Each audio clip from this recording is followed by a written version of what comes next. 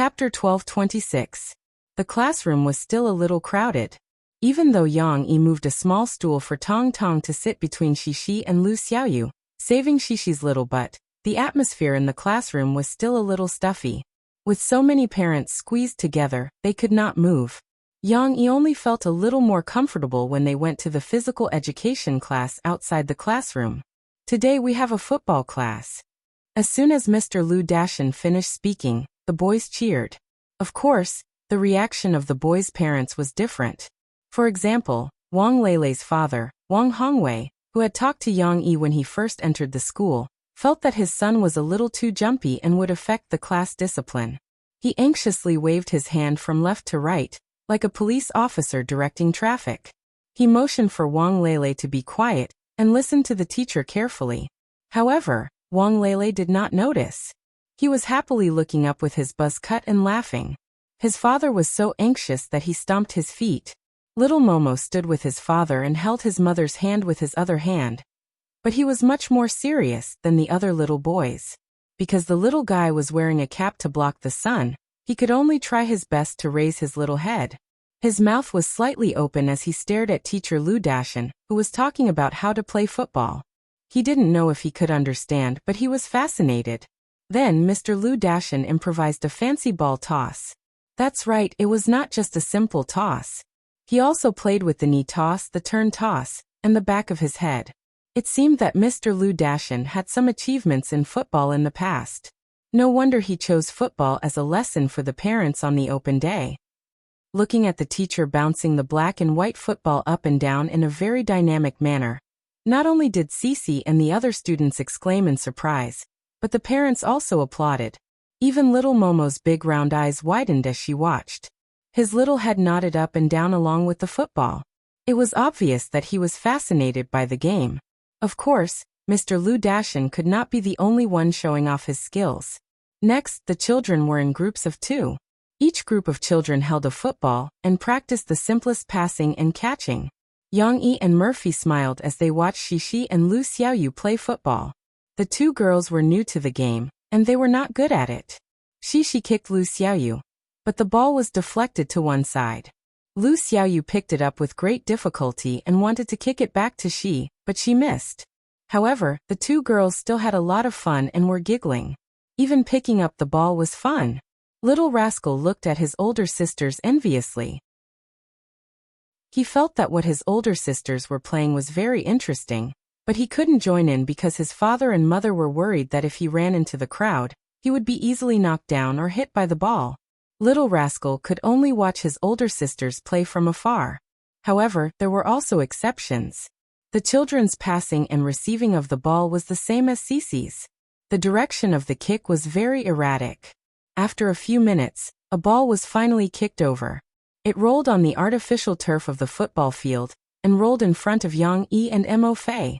Of course, it was not that coincidental. The football was 5 or 6 steps away from them, and it was about the same distance from the other parents. Lance Hao Kai, who was standing on the side, was interested. He ran over with his fat body. Everyone thought that he was going to kick the ball back to the children. However, Lance Hao Kai moved the football back and gently stepped on the grass in front of Tong Tong. "Hey, come kick it back to that big brother," Lance Hao Kai said to Tong Tong with a smile. It turned out that he also wanted to let Tong Tong perform. Seeing this, the anxious little boy, who originally thought that this uncle was going to snatch the ball away, let out a sigh of relief. He stopped in his tracks, scratched his head, and waited there. The parents all looked over and smiled at Tong Tong. After all, Tong Tong was the only child from 2nd grade class 3 who was brought in today's Parents' Day. Tong Tong did not notice the gazes of others. He only saw his father bring the ball over. Then his father smiled and patted his little head, saying, "Go, you can kick it too."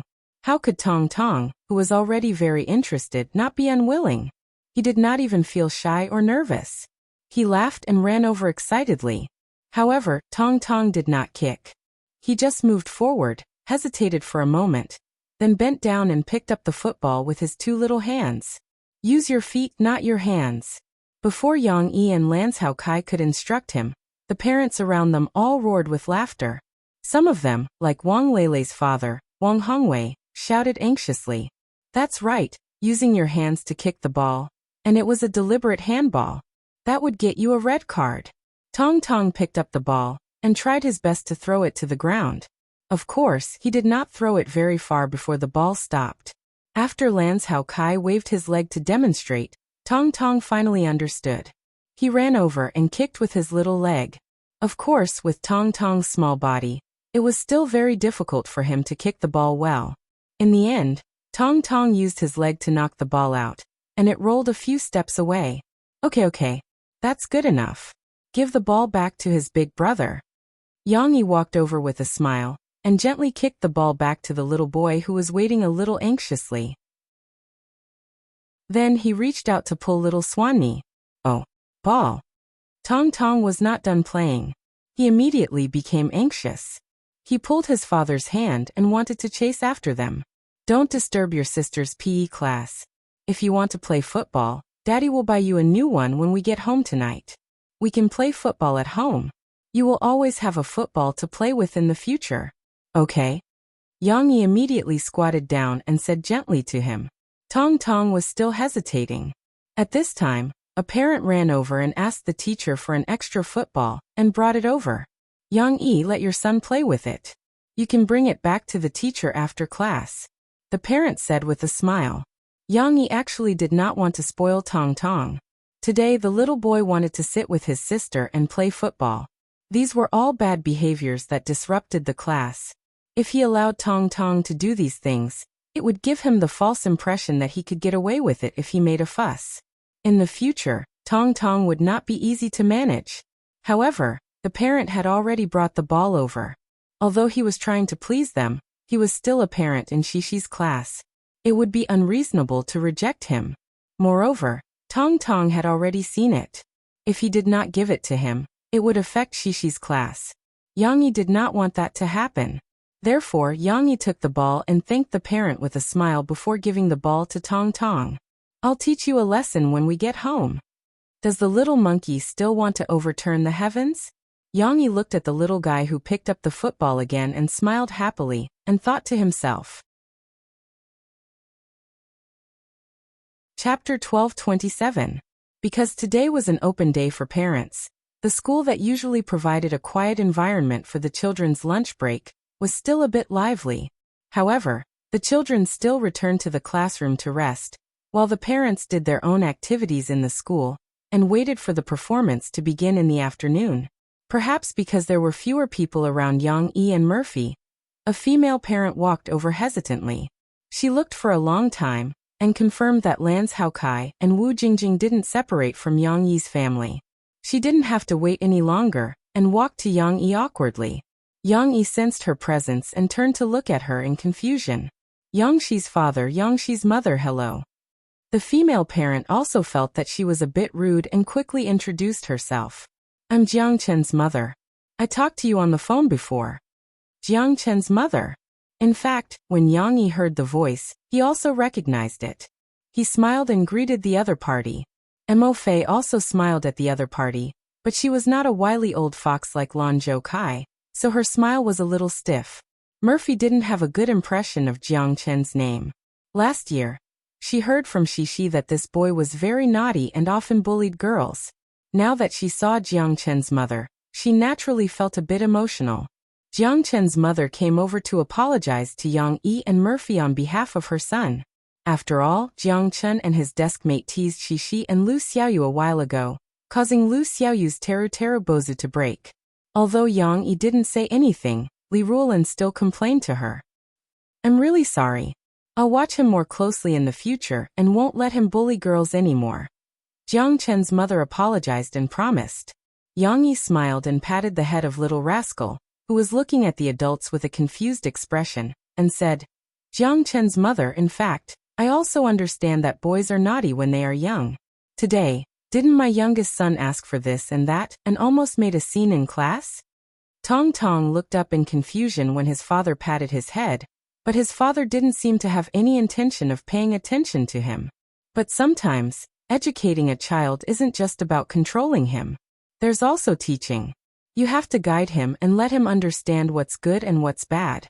He will also gradually change some of his bad habits. People are born kind, and I believe that Jiang Chen is a good child. Yang Yi comforted Jiang Chen's mother, who was feeling guilty and self-blaming. Although Yang Yi still didn't like the naughty boy and didn't want him to get close to his daughter, Jiang Chen's mother's attitude today made Yang Yi surprised and satisfied. At least, she took the initiative to apologize to him instead of pretending to be deaf and dumb and afraid of taking responsibility. Lance Hao Kai also laughed and said, "That's right. Boys do everything when they're young. I remember when I was young, I pulled the ponytails of girls many times. Later, I was scolded by my parents, but after I grew up, I still didn't go astray. The main thing is that parents need to spend more time with their children and give them appropriate guidance." Yang Yi smiled. No matter how busy you are, take some time out to talk to your child and care for him. Your child will definitely be fine. Jiang Chen's mother nodded. Right, where's your husband? I didn't see Jiang Chen's father today. I've seen him before. Yang Yi asked with a smile. He just wanted to change the topic to avoid making the atmosphere too dull. Suddenly, the expression on Jiang Chen's mother's face changed. She stuttered for a while and said with mixed feelings, "He's not free today, so he didn't come." What happened at noon was just a small episode. In the afternoon, after the children woke up, they began to prepare for their performance in a flurry. The costumes that were originally used for rehearsals were moved to the teacher's office in order to make room for the parents. Now Li Ruolin also called the boys who worked hard to move the costumes from her office. Everyone packed up their things and swarmed to the school's gymnasium. "Papa, hurry up, everyone is leaving." The classroom gradually emptied, but Shishi's anxious voice still echoed. It turned out that when Yang Yi came in to find Shishi, he saw that the girl's hair was a bit messy after she woke up, so he offered to help her tie her hair again. The girl happily agreed, but she didn't expect that in the short time it took to tie her hair, the students had already begun to move. Following the footsteps of the boys who went to move the props, many people couldn't hold back and rushed out. Now the only people left in the classroom were Lan Xian's family, who stayed to wait for Shishi, as well as Shishi's deskmate Lu Xiaoyu and her mother. Lu Kong had to go to work and couldn't leave. After Shishi woke up, she was still a bit grumpy. When she saw everyone leave, she also became anxious. Almost there, almost there. Yang Yi quickly sped up the movements of his hands. "Tie a knot here." Murphy, who was on the side, also helped Yang Yi come up with ideas. Don't look at how Murphy was directing Yang Yi. Don't look at how Shishi's hair was tied by Murphy in the past. Yang Yi also asked Murphy for advice. After a few years of practice, Yang Yi's skills could be said to be better than the master. The patterns and speed of his hair tying were already incomparable to Murphy's. Sometimes, when Murphy went out, she even wanted Yang Yi to tie her hair for her. "Shishi, your father is so awesome. He's so good at tying hair." Lu Xiaoyu said enviously as she propped her two small arms on the table and stared straight at Shishi's hair. "Xiaoyu, do you want uncle to tie your hair for you too?" Yang Yi asked with a smile. No, my hair is too short." Lu Xiaoyu shyly shrunk her head and smiled bashfully. In fact, it wasn't short. Lu Xiaoyu's hair was shoulder length. Of course, compared to Shishi's long, dense and shiny hair, it was still a little shorter. At this time, Shishi, who was standing and tying her father's hair, couldn't help but twist her little butt, pout her little mouth and whisper, "We're going to be late." Yang Yi smiled and dismissed the idea of telling Lu Xiaoyu that short hair could be tied up. He quickly tied up Shishi's hair, and everyone went to the gymnasium to meet up with the rest of the team. Perhaps it was because they were in the lower grades, but Shishi's class's performance was in the front. It was their turn to perform third. Therefore, Yang Yi only accompanied Shishi and the others to prepare, telling the sound teacher which music was the third performance and so on. After he was done with all this, he came back to find Murphy. Not long after he sat down, Shishi's performance was about to come on the stage. "How were the first two performances? Were they good?" Yang Yi whispered to Murphy. "They're all singing." The first performance was a little innovative. A few sixth-grade students were singing a barbecue. The second performance was just a simple choir. It definitely can't be compared to Shishi's performance. Murphy said confidently. "Of course. Why don't you take a look and see who composed the music and songs for their performance? Yang Yi said with a smile. Hee. I heard from Shishi that you didn't participate much in this performance.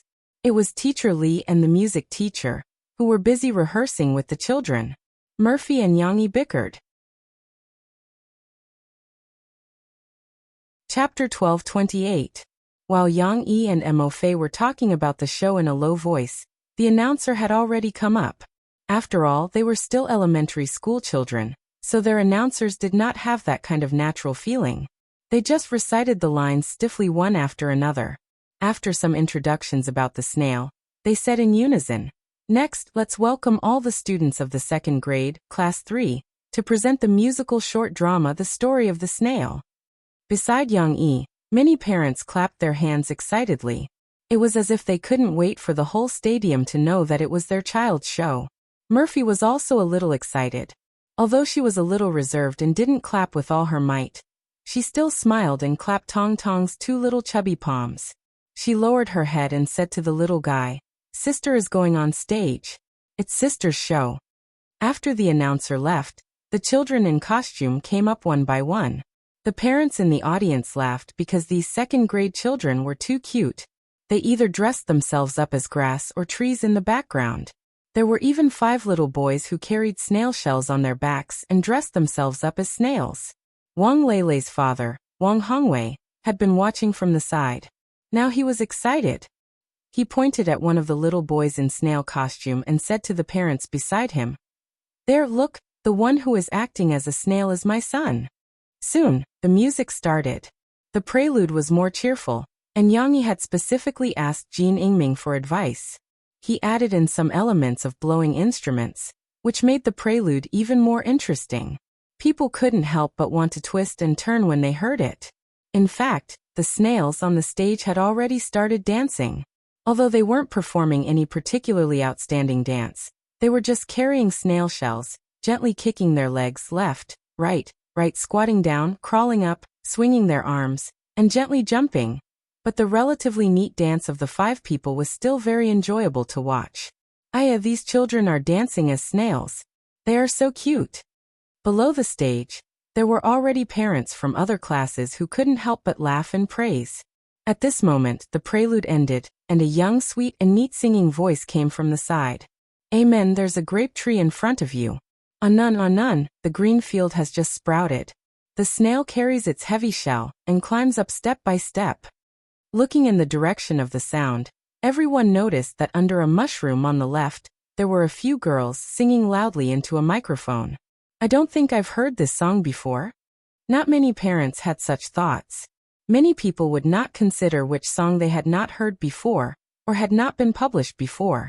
After all, there were so many songs in the world, and they might not have heard all of them. However, there were still a few people who liked music who briefly had such doubts.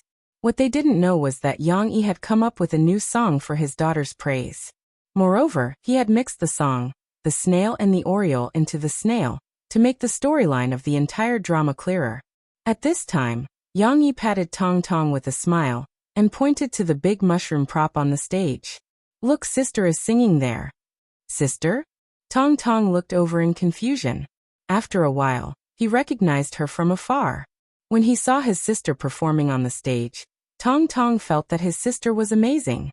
She could even sing on the stage like his mother. Suddenly, the little guy's admiration for his sister increased again. However, the singing and accompaniment stopped here. Jiang Chen's voice came from the backstage. He narrated the story of the snails waking up early in the morning, trying to climb up the tree to eat the grapes on the tree. At the same time, the 5 snails on the stage also cooperated and performed the action of climbing the tree.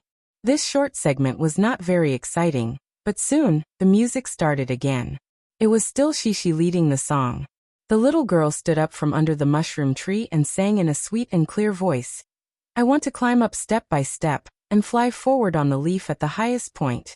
Little sky, shed tears and sweat. One day I will have a sky that belongs to me."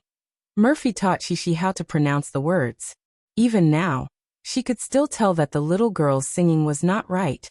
For example, at the end of every sentence, She could not help but drag out the ending sound. Although singing like this was similar to a child singing, in the professional Murphy's ears, she still frowned. She is a bit nervous. Murphy whispered to Yang Yi. Yang Yi squeezed Murphy's little hand and smiled. It's okay, you're already singing very well. You can slowly improve. Don't rush. Only Mo Fei would nitpick. When Cici sang this part of the song, many audience members in the audience applauded. On the one hand, it was because Cici's voice was too sweet as a human's. Moreover, the little girl's voice was soft and intoxicating. On the other hand, it was also because the lyrics were very inspirational, and the adults could hear it. How could they not applaud? She paused for a moment. She took a step back and returned to the children. At this time, the size of the choir, under the mushroom tree, had further expanded. In addition to the original Lan Xian, Chao Ruolin, Lu Xiaoyu, and the others, there were also a few boys participating. Everyone sang the lyrics that she sang just now in unison. There were only a few changes to the lyrics. It seemed that the little guy's 1 month of rehearsal was effective. The songs that Yang Yi had composed for them were all sung to the right beat. After a short pause, this time it was Lan Xian's turn to stand up. Because of her unique voice, the little fat girl had also learned singing from Murphy. Therefore, Lan Xian and she were the singers of the second grade class 3. This time, Lan Xian was going to lead the singing of the real opening of Snail. Should I put down my heavy shell and look for where the blue sky is, floating gently with the gentle wind, not feeling the pain of the wounds I have experienced? When Lan Xian stood up, everyone only felt that this little fat girl was a little silly and cute. They didn't think that she would bring any surprises to everyone. However, when Lan Xian opened her mouth, many people's hearts couldn't help but tremble slightly as they listened to her singing. Lan Xian was the most suitable singer for this part of the lyrics. Xi's voice wasn't as loud as Lan Xian's. In contrast, if Lan Xian wanted to sing as loud as her, she would need to spend less effort. Therefore, in this part of the lyrics, Lan Xian didn't sing very hard. However, her voice was clear and audible. It made people feel a kind of tiredness, just like the kind of confusion described in the lyrics. The lyrics in the beginning were very inspirational. It was just like our life. At the beginning, everyone rushed forward as if they were injected with chicken blood. However, when it came to Lan Xian, it seemed that the ideal was reflected into reality. The unreachable end made people feel discouraged and confused. And Lan Xian was able to express this feeling in her voice, which also made her voice full of a deep flavor that other children of her age did not have. Xian air is great. Yang Yi smiled and clapped as he said to Lan Zhoukai. Wasn't that right? In this part, Lan Xian had already amazed the audience. Chapter 12:29. Although Shi and Lan Xian's solo performances were wonderful, the stage now belonged to all the children of the second grade, class 3. After Lan Xian finished singing the first part, the children started singing the most inspirational part again. I want to climb up step by step. One day, I will have my own day. It had to be said that when a group of childish children sang this song together, the impact and positive energy of the song was beyond Yang Yi's expectations. It wasn't just the parents in the audience who were clapping happily. Little Momo, who had been carried over by his father, and was standing on his father's lap to watch the show, also seemed to be intoxicated by it. He giggled as he took off his shoes, and stepped on his father's lap through his socks. His little but even moved along with the beat of the song. After Snail finished singing, of course, the musical was not over yet, because soon the accompaniment changed from mature, gentle and inspirational to light, cheerful, and a little childish. Accompanied by a brisk melody and drum beats, 2 little girls wearing Oriole costumes ran up the stage with a spring in their step. As they danced, they circled around the 5 snails. What's going on? There's an ending? When the parents in the audience saw this scene, the corners of their mouths curled up as they happily watched on. At this time, the choir, under the mushroom tree, started singing again. Ashuashang, 2 orioles, ahihihaha are laughing at them. The grapes are still ripe. Why are they coming up now? Everyone finally understood how the lyrics were written. It turned out that it was to add an in front of the first two words.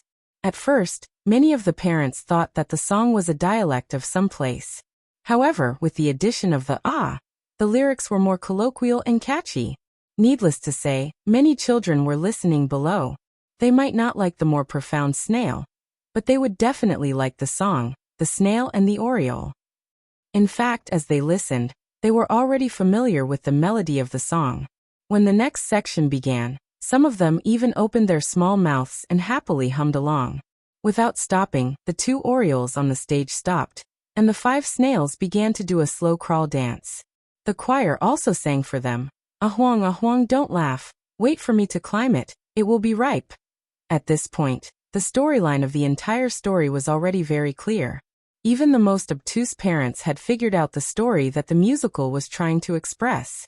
Later on, the children repeated Snail and the Oriole. But this was needless to say, when their performance ended, the parents in the audience gave them a warm applause. This applause was much louder than the previous 2 performances. After all, everyone could see whether the performance was good or not, and whether the thoughts expressed were deep or not. Yang Yi came out from the audience and went backstage with Tong Tong in his arms to welcome Xixi, who had just finished her performance. Papa brother. Xixi didn't need to wear a costume, so she was pleasantly surprised. She happily ran to her father and called him sweetly. You've worked hard. You've worked hard. Yang Yi smiled and opened his right hand to hug Xixi. He gently patted her little head. Papa, what do you think of my singing? Xixi raised her little head and smiled with her big eyes. She asked expectantly. Of course it's good. If you don't believe me, you can ask your brother. Yang Yi smiled and turned to look at Tong Tong. He asked, Tong Tong, what do you think of your sister's singing just now? Was it good? Tong Tong's reaction was a little slow, but when he figured out what his father was asking, the little guy became excited in his father's arms. He lowered his little head and wanted to look at his sister. He leaned forward. If Yang Yi hadn't held him firmly, he might have fallen down. It's good. Sister. The little guy was so excited that he was at a loss for words. He began to babble in an alien language. No one could understand what words he had created. Only at the end did he say something that everyone could understand. I like it very much. Yang Yi smiled and said, See, Tong Tong said he liked it very much. What about me? What about me? Lan Xian was originally with her father, but at this moment, she came over with interest and asked with a smile. Xian Air's singing is also very good. Your mother Emo said that Xian Air's singing is very professional. If you continue to work hard in the future, your singing will get better and better. Yang Yi said with a smile. No, I want Tong Tong to say it. Lan Xian shook her head and said ungratefully. Yang Yi was stunned for a moment. He looked at Lan's Hao Kai and shook his head with a bitter smile. Huijia Primary School's parents' open house. For Yang Yi and the others, after Xixi's performance, it was considered to be over. Although everyone still patiently watched the other performances, they were after all children's performances. Without Yang Yi's support, how could they be as good as Xixi's performance? In fact, with Xixi's program at the front, the other programs became a little plain and unremarkable. Although there wasn't an award for this performance, everyone knew that the second grade, Class 3's musical was the best. They just didn't know if the teacher in charge of the program would regret putting Xixi's program at the front of the list. Since it was a public performance, there were many parents in the stadium. Some of them used their phones or other tools to record Xixi's performance. Although their original intention was to record their own children's performance, but when they saw that the third performance was so good, they decided to record it at the last minute. Soon, the video was uploaded onto the internet. Before the reporters even caught wind of it, the video had already become popular on the internet because of the 2 unusual nursery rhymes. Not only were they pleasant to listen to, but they were also filled with positive energy. It was very easy to like, so it quickly spread online and became popular. On the 3rd day after the parents' open house, this video had become a hot topic on micro-broadcasting. In the process of spreading, many musicians became curious about the 2 songs. Who wrote it? How generous. Such nice songs were directly used for a group of children's performances. Of course, it didn't take long for this doubt to be resolved by the resourceful reporters. On the afternoon of the third day, the media reported it. They found out that this video was taken during the parents' open house at Jiangqing City's Huijia Primary School. Don't you think the name Huijia Primary School is very familiar? That's right, Yang Yi and Murphy's daughter, Yang Shi, is studying there. And this video is XX minutes and XX seconds. The little girl who stood up to sing is Yang Shi. At this point, it shouldn't be difficult for everyone to guess who the composer of these songs is, right? Yang Yi had written 2 songs for his daughter's performance. Although this news did not make the headlines, it was quite popular on the internet. Many people clicked on it to see what Yang Yi had done because of this title. Even many netizens who were not interested in children's songs and videos in the past went to watch this video because of Yang Yi's name. The songs are great. I didn't expect Yang Yi's attainments in children's songs to be so high. But I'm still envious of Xixi. She has such a doting father. And she's so talented. The netizens praised and envied under the comments of the report. Chapter 12:30. There was only one day of open house for parents. After all the hustle and bustle was over, the campus of Huijia Primary School returned to tranquility. However, according to Xixi's excited little report, when she came back at night, Yang Yi knew that the 2 songs he performed for them were still popular among the children. In comparison, The Snail, which had a deep meaning and a more adult singing style, was not as popular as The Snail and the Oriole, which had a light style and a happy melody. Today, Papa, let me tell you, when we went to Sister Xiaowei's 4th grade class to play, we heard a few 4th grade sisters singing. Meant there's a grape tree in front of me, a nun's green field just sprouted. Then they sang wrong, they sang sprouting. Hee. She even inquired about the situation of the senior sisters. In the car, she beamed with joy and told her father. Did you tell them that they sang wrong? Yang Yi asked with a smile. Yes, I did. At the mention of this, Cici became even happier. She giggled and said, when I told them how to sing it, they still felt that it wasn't right. They said that what they heard last week was sprouting. Papa, they didn't recognize that we were singing. Hee. Lan Xian was also there at that time. She laughed proudly with Xixi and said, yes. Later, when we told them that we were the singers, they didn't dare to believe it. Then I sang it for them and they recognized me. It was obvious that performing a good show that was well known in the school brought a high sense of achievement to the 2 girls. Of course, the interesting things that happened to the girls in school did not stop at these 2 songs. After all, no matter how popular a song was, it would lose its popularity one day. Time passed day by day. And gradually it was November.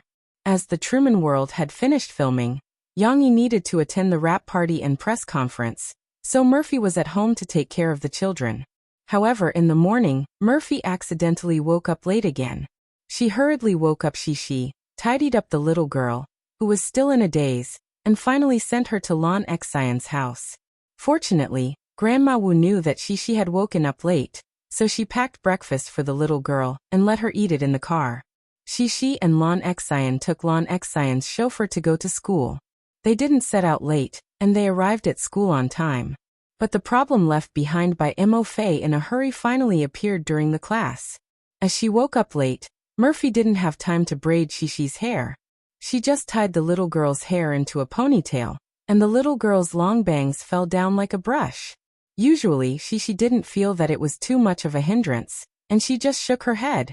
However, when it came to class, Xixi realized that her bangs were a little naughty. They always fell in front of her eyes and blocked her view.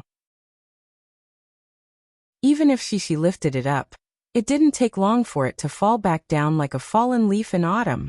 Aya! Cici pouted her small mouth in annoyance. She pouted her lower lip and let out a sigh as if she was very discouraged. Then she blew out a breath, causing her irritating bangs to fly up. However, it fell down again after a while. At this time, Lu Xiaoyu, who was sitting beside Xixi, finally noticed that Xixi was moving. One had to know that Xixi was usually very serious in class. Why would she move around? Lu Xiaoyu blinked her eyes in confusion and asked softly, Shishi, what's wrong with you? Shishi pouted her little mouth and explained to Lu Xiaoyu. Little fishy, I didn't bring a hair clip, and my hair fell down. It's so uncomfortable. The two little girls were still whispering to each other. Oh right, little fishy, do you still have a hair clip? Shishi asked as she looked at Lu Xiaoyu expectantly. Lu Xiaoyu shook her head. Her hair wasn't very long, but soon Lu Xiaoyu's eyes lit up. In her excitement, she raised her voice slightly and said, Yes, Shishi, I still have 2 hair cords. Do you want them? Girls didn't have much else, but they usually had several hair cords. Lu Xiaoyu opened her pencil box and took out the top layer. Then, she took out the hair cords that were almost stuck together from the eraser below. This won't work. I need a hair clip. Shishi looked at it and shook her head regretfully. Shishi didn't know that the hair cords could still be used. For example, she could tie them up and make them look like an apple. However, just as the two little girls were obsessed with finding a solution to Shishi's bangs, the classroom unknowingly quieted down. Many students were holding back their laughter and looking at Shishi and the others with laughter. Yangshi, Lu Xiaoyu, what are you doing? Listen carefully in class. If there's anything, we can discuss it after class. Suddenly, a voice sounded behind Shishi and the others. The two little girls shrank their heads. When they looked back, they saw teacher Li Ruolin with a serious face. At this moment, Shishi and Lu Xiaoyu didn't dare to speak. They sat down nervously and listened carefully. After class, Li Ruolin walked up to the two little girls' desks again, and softly asked them why they weren't listening carefully in class, and were whispering to each other. Shishi pouted her small mouth aggrievedly. She pointed at her hair and said, Teacher, it's my fault. My hair. I don't have a hair clip here, so it fell down. I can't listen to class. Yeah, Shishi's hair is a little long. Lu Xiaoyu quickly nodded in agreement. Then I asked Little Fishy if she had a hair clip. Little Fishy helped me find it. Teacher, don't blame her, Shishi said. Lu Xiaoyu scratched her head and added, but I still couldn't find it. Then teacher, you appeared. Shishi lowered her small head and said gloomily. Shishi was even sadder than Lu Xiaoyu when it came to such an incident. This was because the teacher said that Lu Xiaoyu was fine, but she was going to lose a day of, I'm a good student. Moreover, if her father knew that she was being scolded by the teacher when he wasn't at home, how disappointed would he be? Li Ruolin, who understood what had happened, was stunned. She couldn't help but laugh and say, So that's how it is. It's okay. If you have any problems, you can raise your hand and ask the teacher for help. Li Ruolin took off her hair clip and affectionately put it on Shishi's hair. She smiled softly and said, Okay, now you look beautiful again. You have to listen carefully in class in the future. Wow.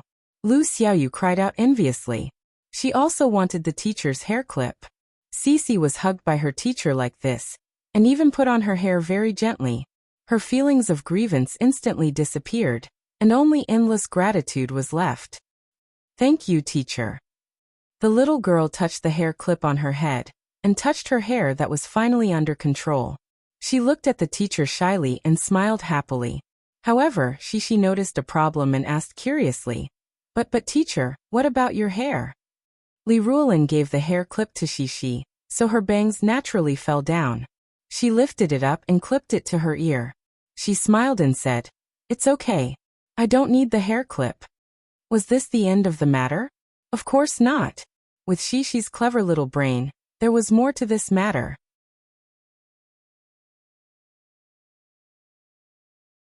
Chapter 1231. Shishi put on the hair clip given by the teacher. Although it wasn't a special style, it still made many girls envious. After the teacher left, Shishi's desk was immediately surrounded by people. It's really Teacher Li's. Teacher Li is so nice. Liao Qianqian said enviously. I also want Teacher Li's hair clip, but my hair is too short. I don't need to wear a hair clip. Lu Xiaoyu echoed. Who said that? When my hair was as short as yours, I also had to wear a hair clip. Chao Ruolin also came over enviously and said, Cici, why don't I switch places with you, okay? I'll give you my hair clip, and you can lend me teacher's hair clip to play with. No. What if you break teacher's hair clip? She quickly shook her head and said very loyally, I have to protect teacher's hair clip because it wasn't easy for teacher to give it to me. The logic of the last sentence was a little wrong, but after all, she was a child, so there was no need to pursue it. However, Shishi's words still made Chao Ruolin pout, and she was very unhappy.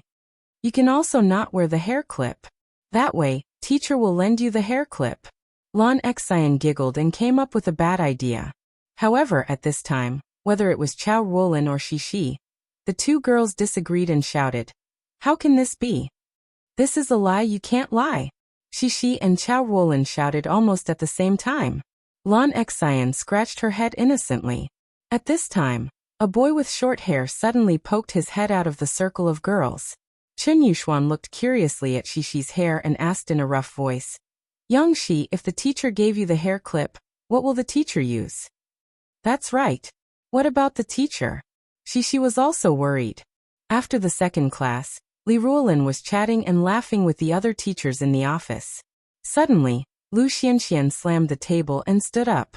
She said angrily, These little brats. I just finished teaching them a lesson, and now they're acting like there are no tigers in the mountains.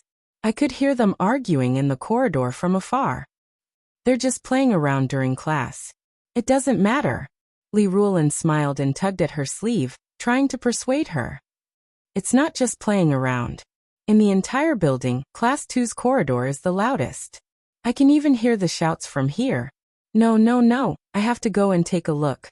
If I cause too much trouble, the class leader will deduct my points. I don't know where to put my old face. Lu Xianxian rushed out in a hurry. When she went out, Lu Xianxian was surprised to see Shishi poking her head out of the door of the teacher's office. Although Lu Xianxian was the form teacher of Class 2, she was also Shishi's math teacher. She also liked Shishi very much. She had a strong family background and excellent grades. Therefore, when she saw Shishi, Lu Xuanxuan's serious face immediately softened. She asked with a smile, Yang Shi, who are you looking for? Are you looking for your form teacher? Shishi quickly nodded. Go, she's sitting there. Lu Xianxian smiled and brought Shishi in. Although Shishi had been to the teacher's office several times, Lu Xianxian still enthusiastically brought Shishi to Li Ruolin before leaving to deal with her Class 2 mantis shrimp.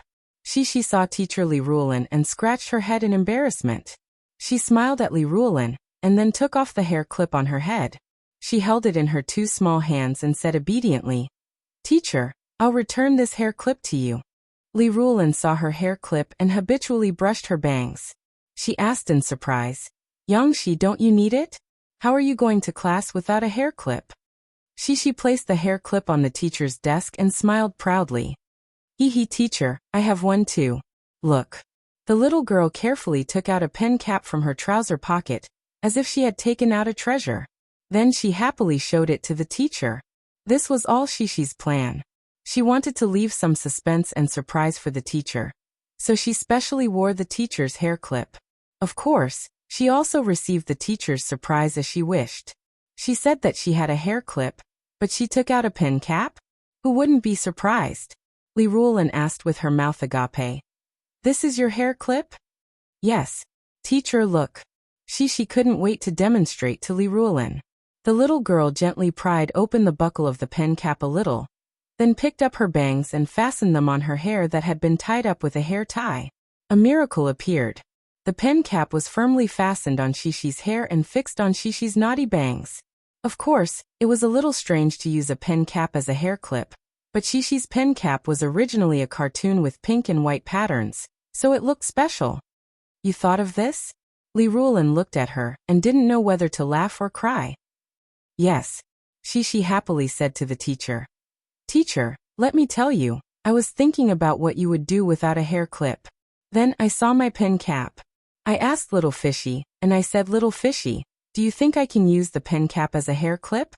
Little Fishy said, I don't know, but you can try and see if it works. Then we tried it. The more Shishi spoke, the happier she became. She couldn't wait to tell how she and Lu Xiaoyu experimented, and how they changed the way they tied up her hair, so that the pen cap could clip her bangs. Then I asked Little Fishy no Xionaire also helped to tie up my hair again so that I could use the pen cap. Shishi said, The little girl finally finished her story, and the class was about to end. The preparation bell outside was ringing, but Shishi was immersed in her happy conversation with Teacher Li and didn't notice. Lu Xianxian just came back and asked with a smile, Yangshi, you're here? I'm going to be in your class next. In order to take care of Shishi's feelings, Li Ruolin deliberately didn't interrupt. After hearing the complete story, Li Ruolin shook her head gently and smiled bitterly at Lu Xianxian. She patted Shishi's shoulder and said softly, Okay, Yangshi, I think you're really smart to be able to come up with such an idea. Okay, then use the pen cap as a hair clip and see if your creativity is good. Now hurry back to class and don't be late. If you can't use the pen cap, then come to the office to find me. It doesn't matter if I have this hair clip or not. Yes. Thank you, teacher. Shishi nodded obediently to the teacher, then ran out happily with a string of bell-like laughter. The little girl's ponytail swayed gently on her back, and the pen cap on her forehead was a little unstable, but under Shishi's brisk and steady steps, it still remained on the little girl's hair. The cartoon picture, looking at it, also showed a unique kind of cuteness on the little girl.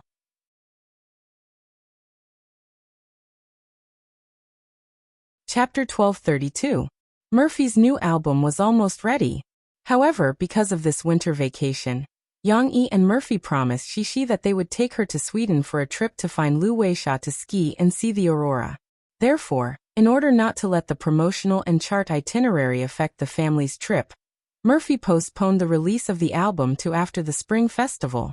After this news came out, many fans who thought that Murphy would still release a new album at the end of the year were greatly disappointed. However, fortunately, Phoebe Studio also passed on some small benefits to the fans through official micro-broadcasting, which also calmed their turbulent emotions. First of all, in mid-December, the last stop of Murphy's national concert tour this year, which was the Jiangqing leg of her return to Jiangqing, Murphy would meet the fans with 2 new songs. This was also the song that Yang Yi wrote for Murphy, so they had the confidence to disclose the songs of their new album in advance. Of course, this was also the consistent style of Murphy and Yang Yi over the years. Secondly, at the beginning of November, Murphy's new album Next Year began to be pre-sold in the Sahara Online Mall. Fans who had bought in full would get a Sahara Double 11 Shopping Festival voucher for half of the album price. Although these vouchers were not free, the Sahara Double 11 Shopping Festival had now become a national shopping carnival. Everyone would rush to buy some discounted goods during this festival.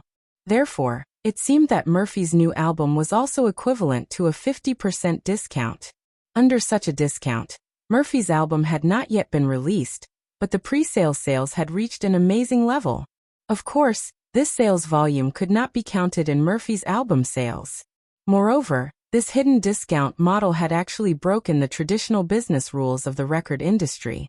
After being reported by the media, this matter caused an uproar in the music industry and caused great controversy. After all, Murphy's pre-sale sales alone had already crushed the current records on sale. Although fans believed in the quality of the records that Yang Yi personally made for Murphy, it had to be said that this voucher model for buying records still prompted some people to buy Murphy's records. To a certain extent, it was indeed unfair to other singers. Major record companies in the music industry, and even many stars, jumped out to denounce Murphy's approach. In fact, the scapegoat should be Mo Xiaowan. She was the one who came up with this idea. Finally, the Copyright Organization and the Recording Industry Association couldn't sit still. They began to intervene in the investigation and prepared to hold a hearing to discuss the possibility of discounting the pre-sale data into the total before Murphy's new album was officially released. In this regard, Phoebe Studio, which stood at the cusp of the storm, was still very calm. Yang Yi and Murphy actually didn't care much about the record sales data. After all, for them, the money earned was just a drop in the ocean. Therefore, Yang Yi and Murphy expressed their attitude to the public through the studio's official micro-broadcasting. They supported the decision of the Copyright Organization and the Recording Industry Association. This made the fans, who were originally a little restless and wanted to defend Yang Yi and Mo Fei, quiet down. We are probably the most peaceful group of fans among all the stars. Under the official Weibo announcement, Fans joked with each other. Yes, Boss Yang and Goddess Imo are very calm. Why are we in a hurry? But the problem is, even if they discount it by half, it seems that we still have the most sales. 23-33-inch. I've decided to buy another album.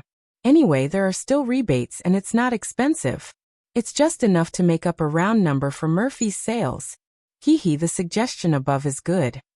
The hustle and bustle of the entertainment industry did not affect the Sahara's Double 11 shopping festival, which was once again hyped up this year. Although some online shopping platforms also chose to play the edgeball and take advantage of Sahara's popularity to sell at a discount, they still couldn't compare with Sahara's discount and product coverage. It was worth mentioning that on this year's Double 11, Sahara launched a two-pronged attack. Sahara Online Mall and Sahara Taobao Mall launched a shopping festival together. The quality of the goods in Sahara Online Mall was guaranteed, and many of them were direct sales by manufacturers, so the discounts were very high. On the other hand, Sahara Taobao Mall had a wide range of products. Here, people could choose a variety of special products, coupled with a variety of vouchers, red packet deduction coupons, and so on. The purchase discounts were also very good. Therefore, before the arrival of Double 11, many people crazily swiped the Sahara app, looking for the products they liked to add to the shopping cart, waiting for the day of Double 11 to place an order. As mentioned above, the red packet deduction coupon was a kind of deduction coupon jointly provided by Yangyi's Backwave Technology Company and Sahara. In order to support Sahara's Double 11, and also to take advantage of the popularity to promote microbroadcasting and WeChat, Yangyi also asked Backwave Technology Company to launch their developed red packet in advance. This red packet function was not as simple as sending and receiving red packets between friends. Now it could also be used for some businesses' official microbroadcasting and public accounts to distribute red packet deduction coupons. In addition, it also had the function of snatching red packet deduction coupons at all times. There were all kinds of benefits.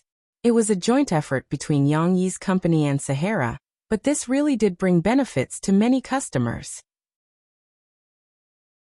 It could be said that throughout November, the Sahara Double 11 shopping festival had created a great momentum, but many media outlets still brought Yangyi along when they reported on Sahara.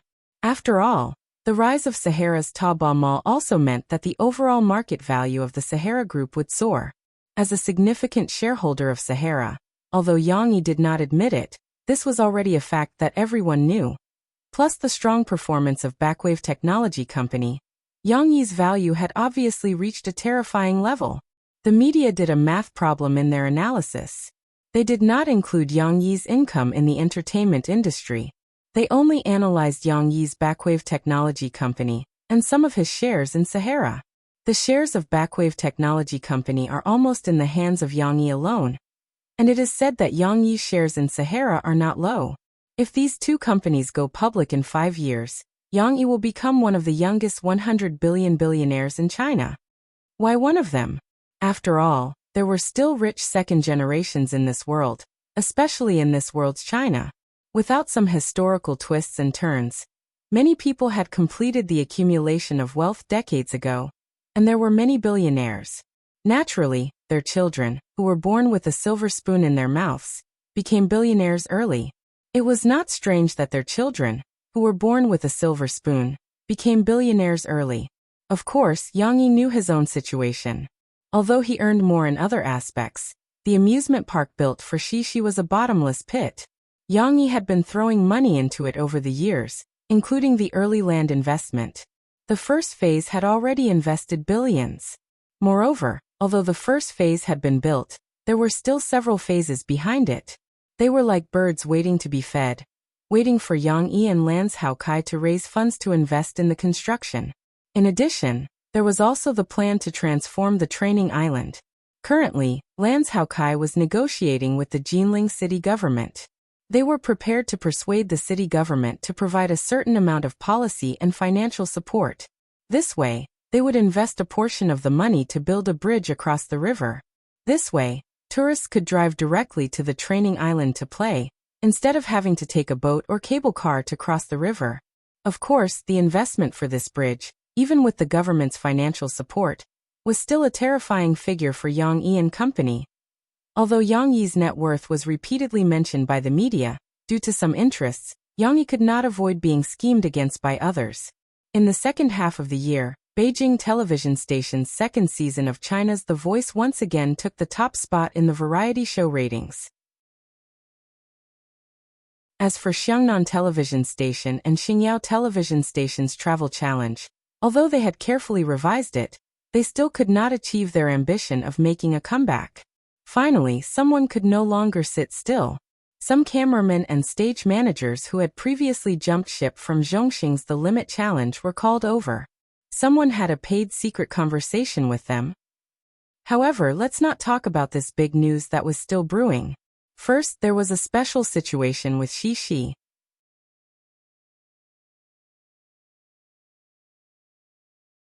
Chapter 1233. In the middle of November, Jiangqing already had the bleakness of the end of autumn. In the campus of Huijia Primary School, the lush trees in summer were becoming sparser day by day, just like Nan Zhaoyu's father's hair. After an autumn rain, the next day, withered yellow leaves covered the entire campus. Looking from afar, it was as if there was a desolate feeling of dusk in the skyscraper, the leaves of the parasol tree rustling. Of course, in the eyes of the children, the end of autumn had its own fun. Stepping on the fallen leaves would make a crunching sound, and lifting one's leg to sweep away an army would give one the demeanor of a contemporary hero. Even the ancient game of pulling out the old roots, pull out the veins of the leaves, choose the thickest and toughest ones, and pull them out in a cross with others to see who could last until the end, after being brought up by a student, quickly became popular throughout the school. After class, the square with the most fallen leaves on the campus that hadn't been completely swept would be filled with boys who were close to mom. They lowered their heads and carefully searched for their 1,000-year-old roots. No matter how childish these games were, as long as they had fun, every day was a spring. This morning, Xi accompanied Lu Xiaoyu to move the homework they collected today to the teacher's office. It was worth mentioning that Lu Xiaoyu had been appointed by Li Ruolin as the language representative for this semester, because of her great improvement in her grades last semester. However, Xi didn't dare to go to the teacher's office before, except for when she couldn't find Ms. Li to be a good student. She rarely went to the teacher's office. But after Li Ruolin lent her the hairpin, Xi finally really liked Ms. Li Ruolin, and was willing to help Lu Xiaoyu move the homework to the office. But this time, when they just walked into the office, the two girls paused for a moment. They saw Ms. Li Ruolin talking to Jiangqin. Jiangqin got into trouble again? Xi looked at Lu Xiaoyu in confusion, and communicated with her eyes. Lu Xiaoyu also shook her head in confusion, indicating that she didn't know. But in the past half-month, Jiangqin seemed to be a lot more well-behaved. He didn't make a fuss in the classroom either. He usually went to school alone and sat in his seat in a daze in the classroom. He didn't have any sense of presence at all. Cici almost forgot about his existence. At this time, Jiangqin threw himself into Ms. Li Ruolin's arms, and began to cry in a muffled voice. This sad look made Xi and Lu Xiaoyu unable to believe their eyes. Was this still the little overlord Jiangqin who was not afraid of anything? He must have switched souls with Nan Zhaoyu. At this time, a male teacher sitting behind Li Ruolin was holding a thermos flask, and he staggered to the front to get some water. He was stopped by a female teacher, and the two began to gossip. Cici and Lu Xiaoyu were standing close to each other, so they overheard their conversation. The female teacher asked, "What happened? Why is the child crying so sadly?"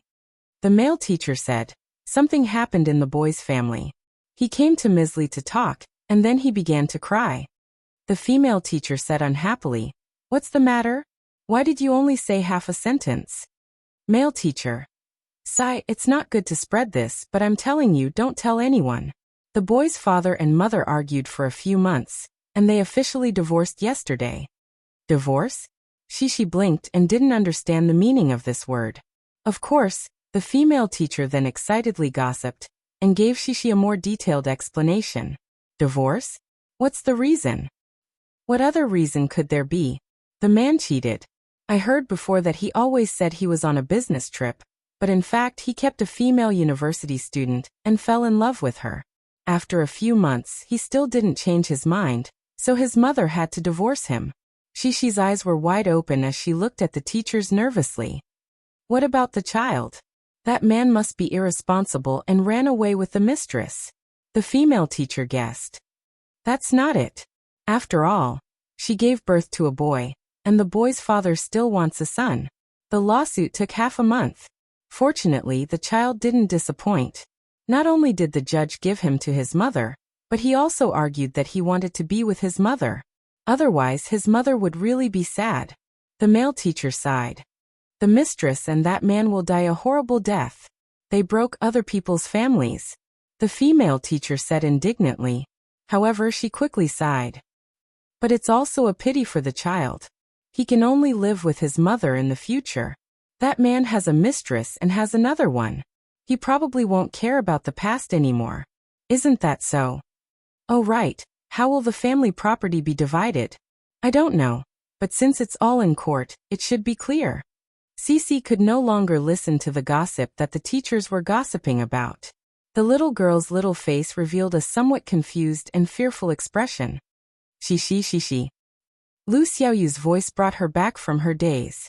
Shishi saw that Lu Xiaoyu pointed at Li Ruolin's desk and whispered, Shishi, the teacher told us to bring the homework over. It turned out that Li Ruolin, who was comforting Jiang Chun, noticed the two girls. She used her hand gestures and eyes to signal the two girls. Finally, she put up a finger and made a shoe expression. Shishi and Lu Xiaoyu put the homework on the teacher's desk and left. Along the way, Shishi was in a daze and didn't say anything. Lu Xiaoyu and Shishi didn't have the habit of talking when they were together, but today Shishi didn't say anything either. When they returned to the classroom and sat down, Shishi didn't say anything. This made her feel strange and awkward. No one said anything. This doesn't feel right. Lu Xiaoyu had to speak up herself. She leaned over and whispered, Shishi, can we not tell others that Jiang Chun cried? Shishi turned her head in confusion and responded sluggishly, That's right. Jiang Chun cried so hard. If we tell others, will he be angry? Lu Xiaoyu had to repeat herself. Let's not tell others. Shishi subconsciously felt that it wasn't a good thing. She pouted and muttered, but we should be able to tell Papa, because Papa knows a lot of things. The girl's words were a bit messy because her mind was in a mess. Especially when she thought of her father, Shishi couldn't help but recall the teacher's words in the office. The boy's father and mother argued for a few months and officially divorced yesterday. He always said he was on a business trip, but in fact he kept a female university student and fell in love with her. Poor child, he can only live with his mother in the future.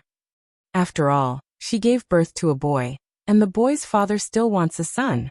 His father won't care about him anymore. Sometimes having a good memory wasn't a good thing. After Lu Xiaoyu heard it, she forgot it immediately, but Shishi still remembered it clearly. These voices echoed in her mind, and Shishi thought of her favorite father. Father is so good. He knows everything. He knows everything. And he speaks very gently, treats me very carefully, and is patient. The girl thought of the happy days with her father, and gradually dug out from the depths of her memory the memories before she was 4 years old that had been buried for a long time. What if father doesn't want me? A terrible thought popped up in Shishi's mind, and suddenly, the girl's eyes turned red.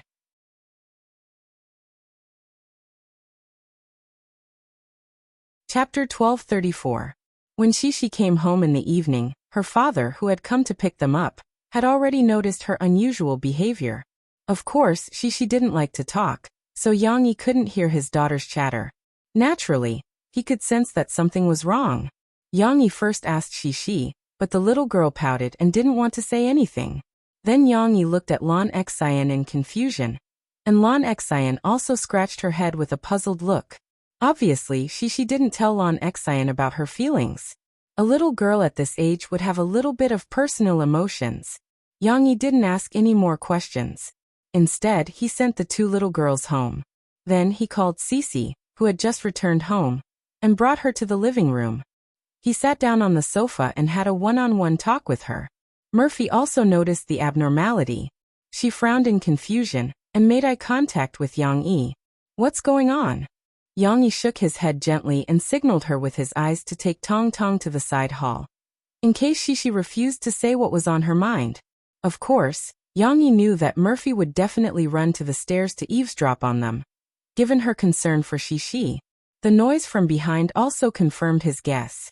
What happened at school? Did someone bully you? Yang Yi was actually most worried about this situation. Although Lan Xian said that nothing special had happened, he was still worried. He said half-jokingly, "Did someone say that you can't tell your father, or else I'll beat you? Don't be afraid, Dad will protect you. In this world, who is more powerful than your dad? Am I right? No one can beat your dad." Shishi listened to her father's words and became sadder. He saw that the little girl's tears were starting to fall. Her delicate little face was like a pear blossom in the rain, which made people feel a sense of pity for her. Did someone really bully you? Which little bastard? Or which lord? Yang Yi's heart was instantly filled with anger. Although he still held it in and asked Cece in a gentle voice, so as not to scare the little girl. The veins on his fists that were placed beside his legs were already popping out. No. Shishi hugged her father's hand and shook her head while sobbing. She was so choked up that her voice sounded nasal. No. Yang Yi was confused. He gently patted Shishi's little hand and wiped away Shishi's tears. His heart ached as he coaxed her. Okay, don't cry. Come, let Daddy hug you. If you feel wrong, tell Daddy. I don't know why you're crying like this. Daddy is very worried about you, you know?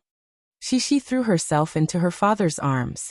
The sadness that had been brewing all day was suddenly vented. She cried even louder and more heartbroken. Of course, she did need to vent. Shishi had been worried for the whole day. The little girl didn't know how to face the idea in her mind. She was almost suppressed into the old version of Yu Xiaowei. Yang Yi coaxed as if his heart was being cut by a knife. At the same time, he gritted his teeth and even had the urge to kill someone.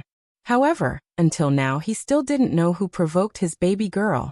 Shishi cried for a while. After she vented the anger in her heart, she felt better and was finally willing to speak. It's Jiang Chen's. The little girl sniffled and stuttered. Jiang Chen? Yang Yi couldn't wait for Shishi to cut out the whole story. When he heard the name, his eyes almost popped out. He repeated the name repeatedly, but in his heart he was about to tear the little boy into pieces. He bullied you? How did he bully you? Yang Yi held back his anger. While he wiped the tears on Shishi's face with a tissue, he asked softly. It must be an unforgivable crime. Yang Yi had never seen Shishi cry so hard. He couldn't wait to drag the boy out of the house and chop him into pieces. However, Shishi shook her head. While rubbing her red eyes and sniffing her red nose, she said with a choked voice, No. Jiang Chen, his daddy is very bad. And then he divorced mom and his mom. Shishi's emotions calmed down a bit. She could finally tell her father the truth. Yang Yi suddenly froze. He had a stomach full of anger, but now he realized that things were not what he thought. Of course, it was actually a good thing that it wasn't what he thought it was. However, Yang Yi didn't dare to be negligent. He carefully asked Cece about the ins and outs of today's matter that made Cece depressed. Little fool. After Yang Yi figured it out, he couldn't help but hold Shishi's little face in his hands, rubbed it intimately, and laughed. What are you thinking? How could Daddy divorce Mommy? Daddy and Mommy are so good, right? Daddy loves you and Mommy the most. How could he bear to leave you? But Daddy also went on a business trip. Daddy didn't go on business trips before. Shishi said with grievance. Because Daddy went on a business trip, I didn't bring my hair clip, and then Daddy picked me up. I'm afraid that Daddy will be like Jiang Chen's daddy. No, Daddy is not such a person. Daddy promises you that in this life, I will only love your Mommy. Yang Yi raised his hand and swore. Of course, Daddy will try not to go on business trips in the future. I will spend more time with you and Mommy so that you won't worry, okay? Shishi was not very satisfied with her father's vow. She pouted and said, No, you don't only love Mom. You also have to love me. And little brother, Daddy, you have to say that you only love me, Mom, and little brother. Yes. Yang Yi was a bit dumbfounded and swore again. With her father's promise, Shishi was obviously relieved, but at this time, the little girl didn't smile happily. Instead, She squeezed more into her father's arms. She took her father's hand and let him hold her tightly. Yang Yi thought that Shishi was particularly insecure today, so he simply stayed with her for a while. Little fool, don't think too much in the future. How can other people's business have anything to do with you? Of course, Jiangchen is also very pitiful, but our family is still very happy. Daddy and Mommy both love you very much. Yang Yi softly persuaded. What Yang Yi didn't know was that Sisi wanted to tell her father what she had been holding back all day. Therefore, after he finished comforting her, Sisi snuggled into her father's arms and listened to the heavy voice coming from her father's chest. She also couldn't wait to say, "Papa, Papa, let me tell you. When I thought about you divorcing Mama today, I was scared out of my wits." Before Yang Yi comforted her, the little girl continued, because a teacher said that Jiangchen's daddy wanted him because Jiangchen was a boy, but Jiangchen didn't want to be with his daddy. So Jiangchen followed his mom. But Jiangchen wouldn't be able to see his daddy. "I like daddy so much. I don't want to not see daddy. I want daddy to be with daddy forever." As Shishi spoke, she couldn't help but feel a little sad. Her eyes were red, but she didn't cry, only her nasal voice became more nasal. Even in such a situation, Yang Yi didn't have a chance to interrupt, because Shishi was still describing the changes in her mind today. "I want to be with daddy, but I'm afraid that Mom will be very sad. I like daddy very much, but I also like Mom. I don't want Mom to be sad, so I'm very sad." Shishi said her dilemma. When Yang Yi heard this, he couldn't help but breathe a sigh of relief because he knew that Murphy was listening. If Shishi completely sided with him when she was talking, Yang Yi was worried that he wouldn't be able to coax Murphy. But fortunately, Shishi was still very sensible, and she also took care of her mother's feelings. "Don't be sad, because this situation doesn't exist. Daddy and Mommy are fine." Yang Yi smiled easily, touched the little girl's soft long hair, and said with a smile, "Moreover, Daddy and Mommy will always be fine, so you will never have to worry about this problem." Yes, I want Daddy and Mom to be together forever, and me and my brother, our whole family to be together forever." Sisi hugged her father's arm and happily rubbed her head against it. Finally, she happily revealed a tear-stained smile. After comforting Shishi, Yang Yi finally breathed a sigh of relief. After all, he also had other worries. Fortunately, the worst possibility didn't appear. And Shishi was just scaring herself, so it was fine as long as she made things clear. Yang Yi took Shishi to wash her face and coaxed the little girl to do her homework. Then he smiled and shook his head, and walked upstairs. Just now he heard that when Shishi wanted to stay in his arms for a while, Murphy took Tong Tong upstairs. "Hey, I thought it was something serious, and I almost went crazy. Fortunately, it was just Shishi who was worried for nothing." Yang Yi pushed open the bedroom door, and said to Murphy with a smile. He wanted to tease Murphy about this matter, but after he came in, Murphy turned around, and Yang Yi was surprised to find that Murphy's eyes were also red, and it looked like she had cried. "What's wrong with you?" Yang Yi was dumbfounded. "I'm sad too." Murphy sniffled and opened her hands sadly. Although Murphy usually had a cold and elegant appearance, in reality, she was also a sentimental person. Especially in the past few years, after Yang Yi melted her iceberg, her soft heart no longer had a protective shell of her own. When she heard Shishi talk about her worries, Murphy couldn't help but let her imagination run wild. Shishi was thinking about her parents' divorce and who she should be with. Murphy, on the other hand, directly went into a dead end. The more she thought about it, the more she felt that her future was bleak. If her husband didn't want her, would Shishi leave her because she liked her father more? If Shishi left her, would Tong Tong abandon her, too, since he liked her sister so much? Ever since Tong Tong insisted on sitting with her sister during the parents' open house, Murphy faintly constructed a possibility in her mind that was definitely meant to scare herself. After all, he was a Scorpio. The more Murphy thought about it, the sadder she felt. Even if she didn't care about these children, Murphy thought about not having Yang Yi by her side. When she returned to the bedroom, she threw herself on the bed and cried bitterly. Tong Tong sat by the side with an innocent look on his face, not knowing what had happened. And so, the scene that happened when Yang Yi came in was born. Yang Yi opened his arms and hugged Murphy. At the same time, he smiled bitterly in his heart. Well, after comforting the little ones, he still had to comfort the elder ones. But after all, they were the people he loved the most. Okay, hubby hug. Don't cry. Yang Yi's heart softened.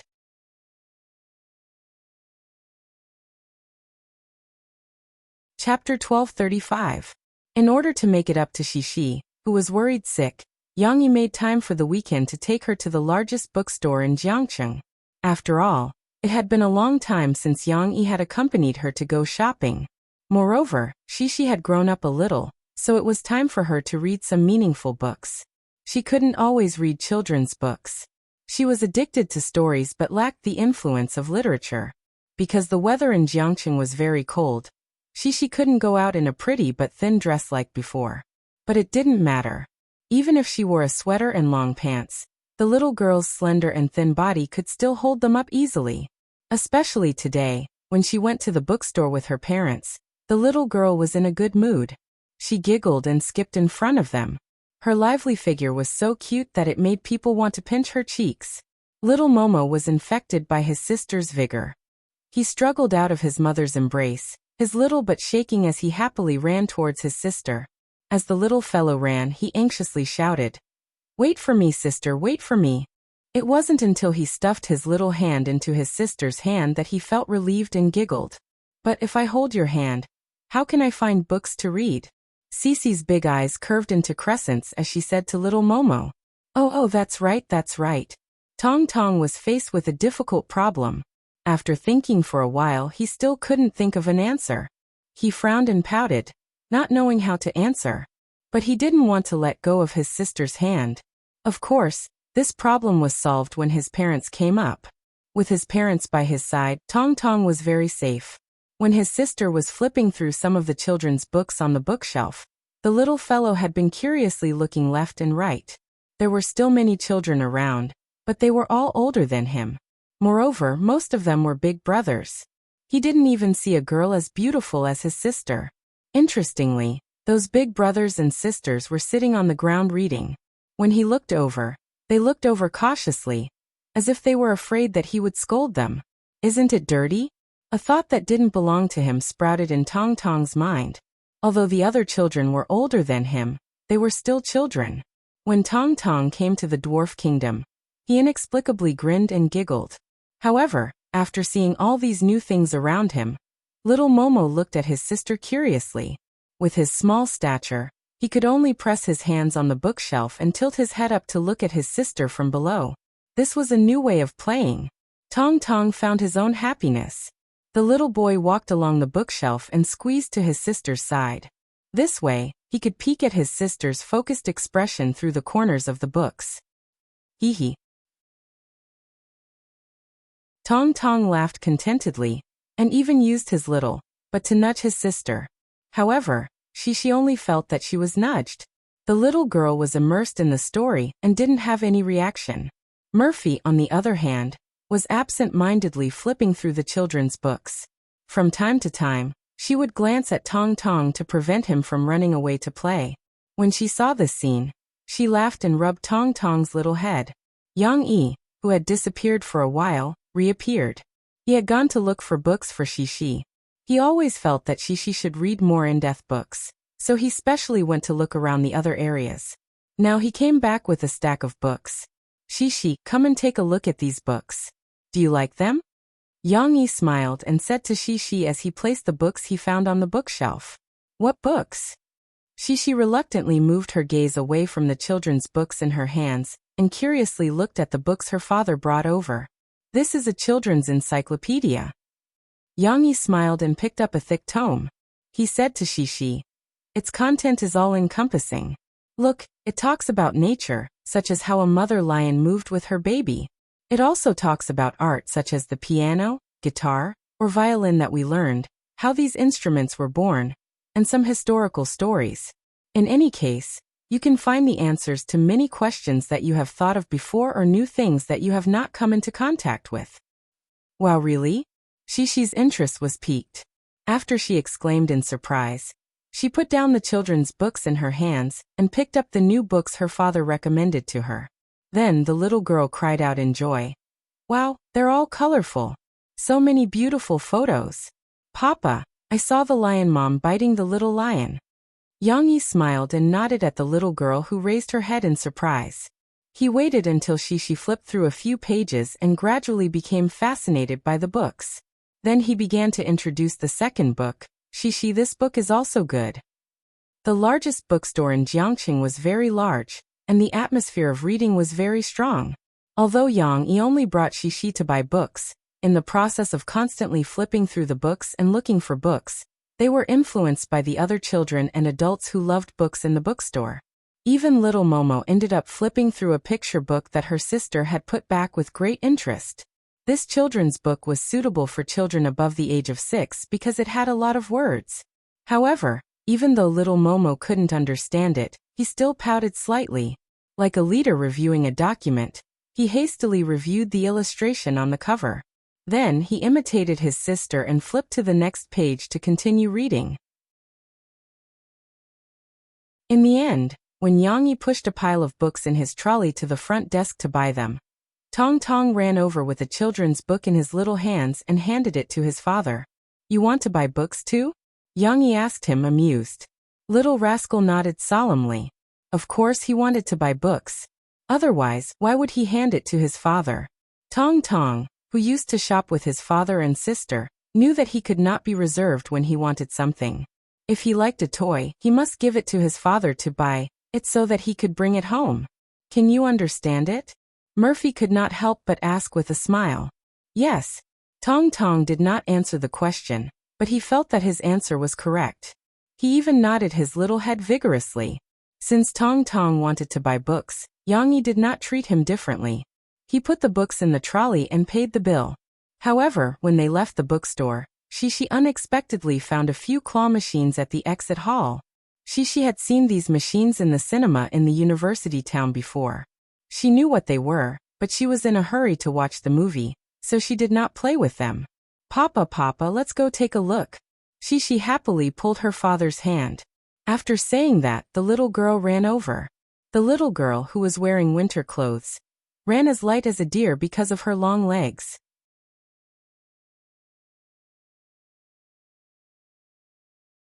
Chapter 1236. Claw Machines. Yang Yi remembered that in his previous life, when the sharing economy was just starting to rise, he seemed to have seen someone mention the concept of a shared claw machine in the newspaper, although it seemed to be just to ride on the popularity. Of course, that was built on the background of mobile payment being quite developed. Yang Yi chuckled softly and threw the memory to the back of his mind.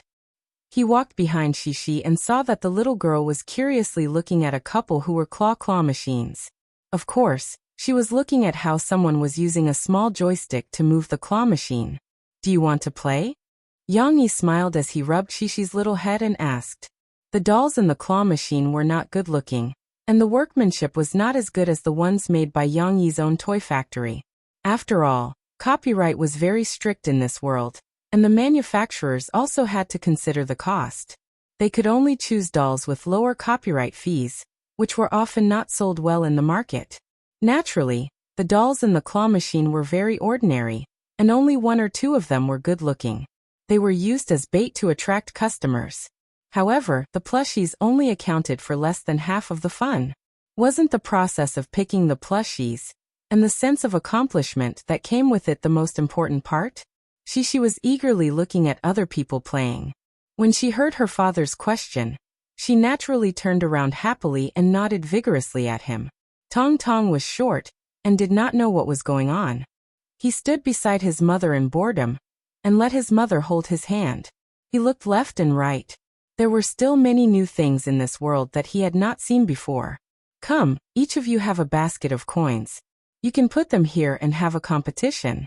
Let's see if your mother can claw more dolls or Shishi can claw more dolls. When Tong Tong came back to his senses, his father had already returned with the coins. The little boy was attracted by his father's words.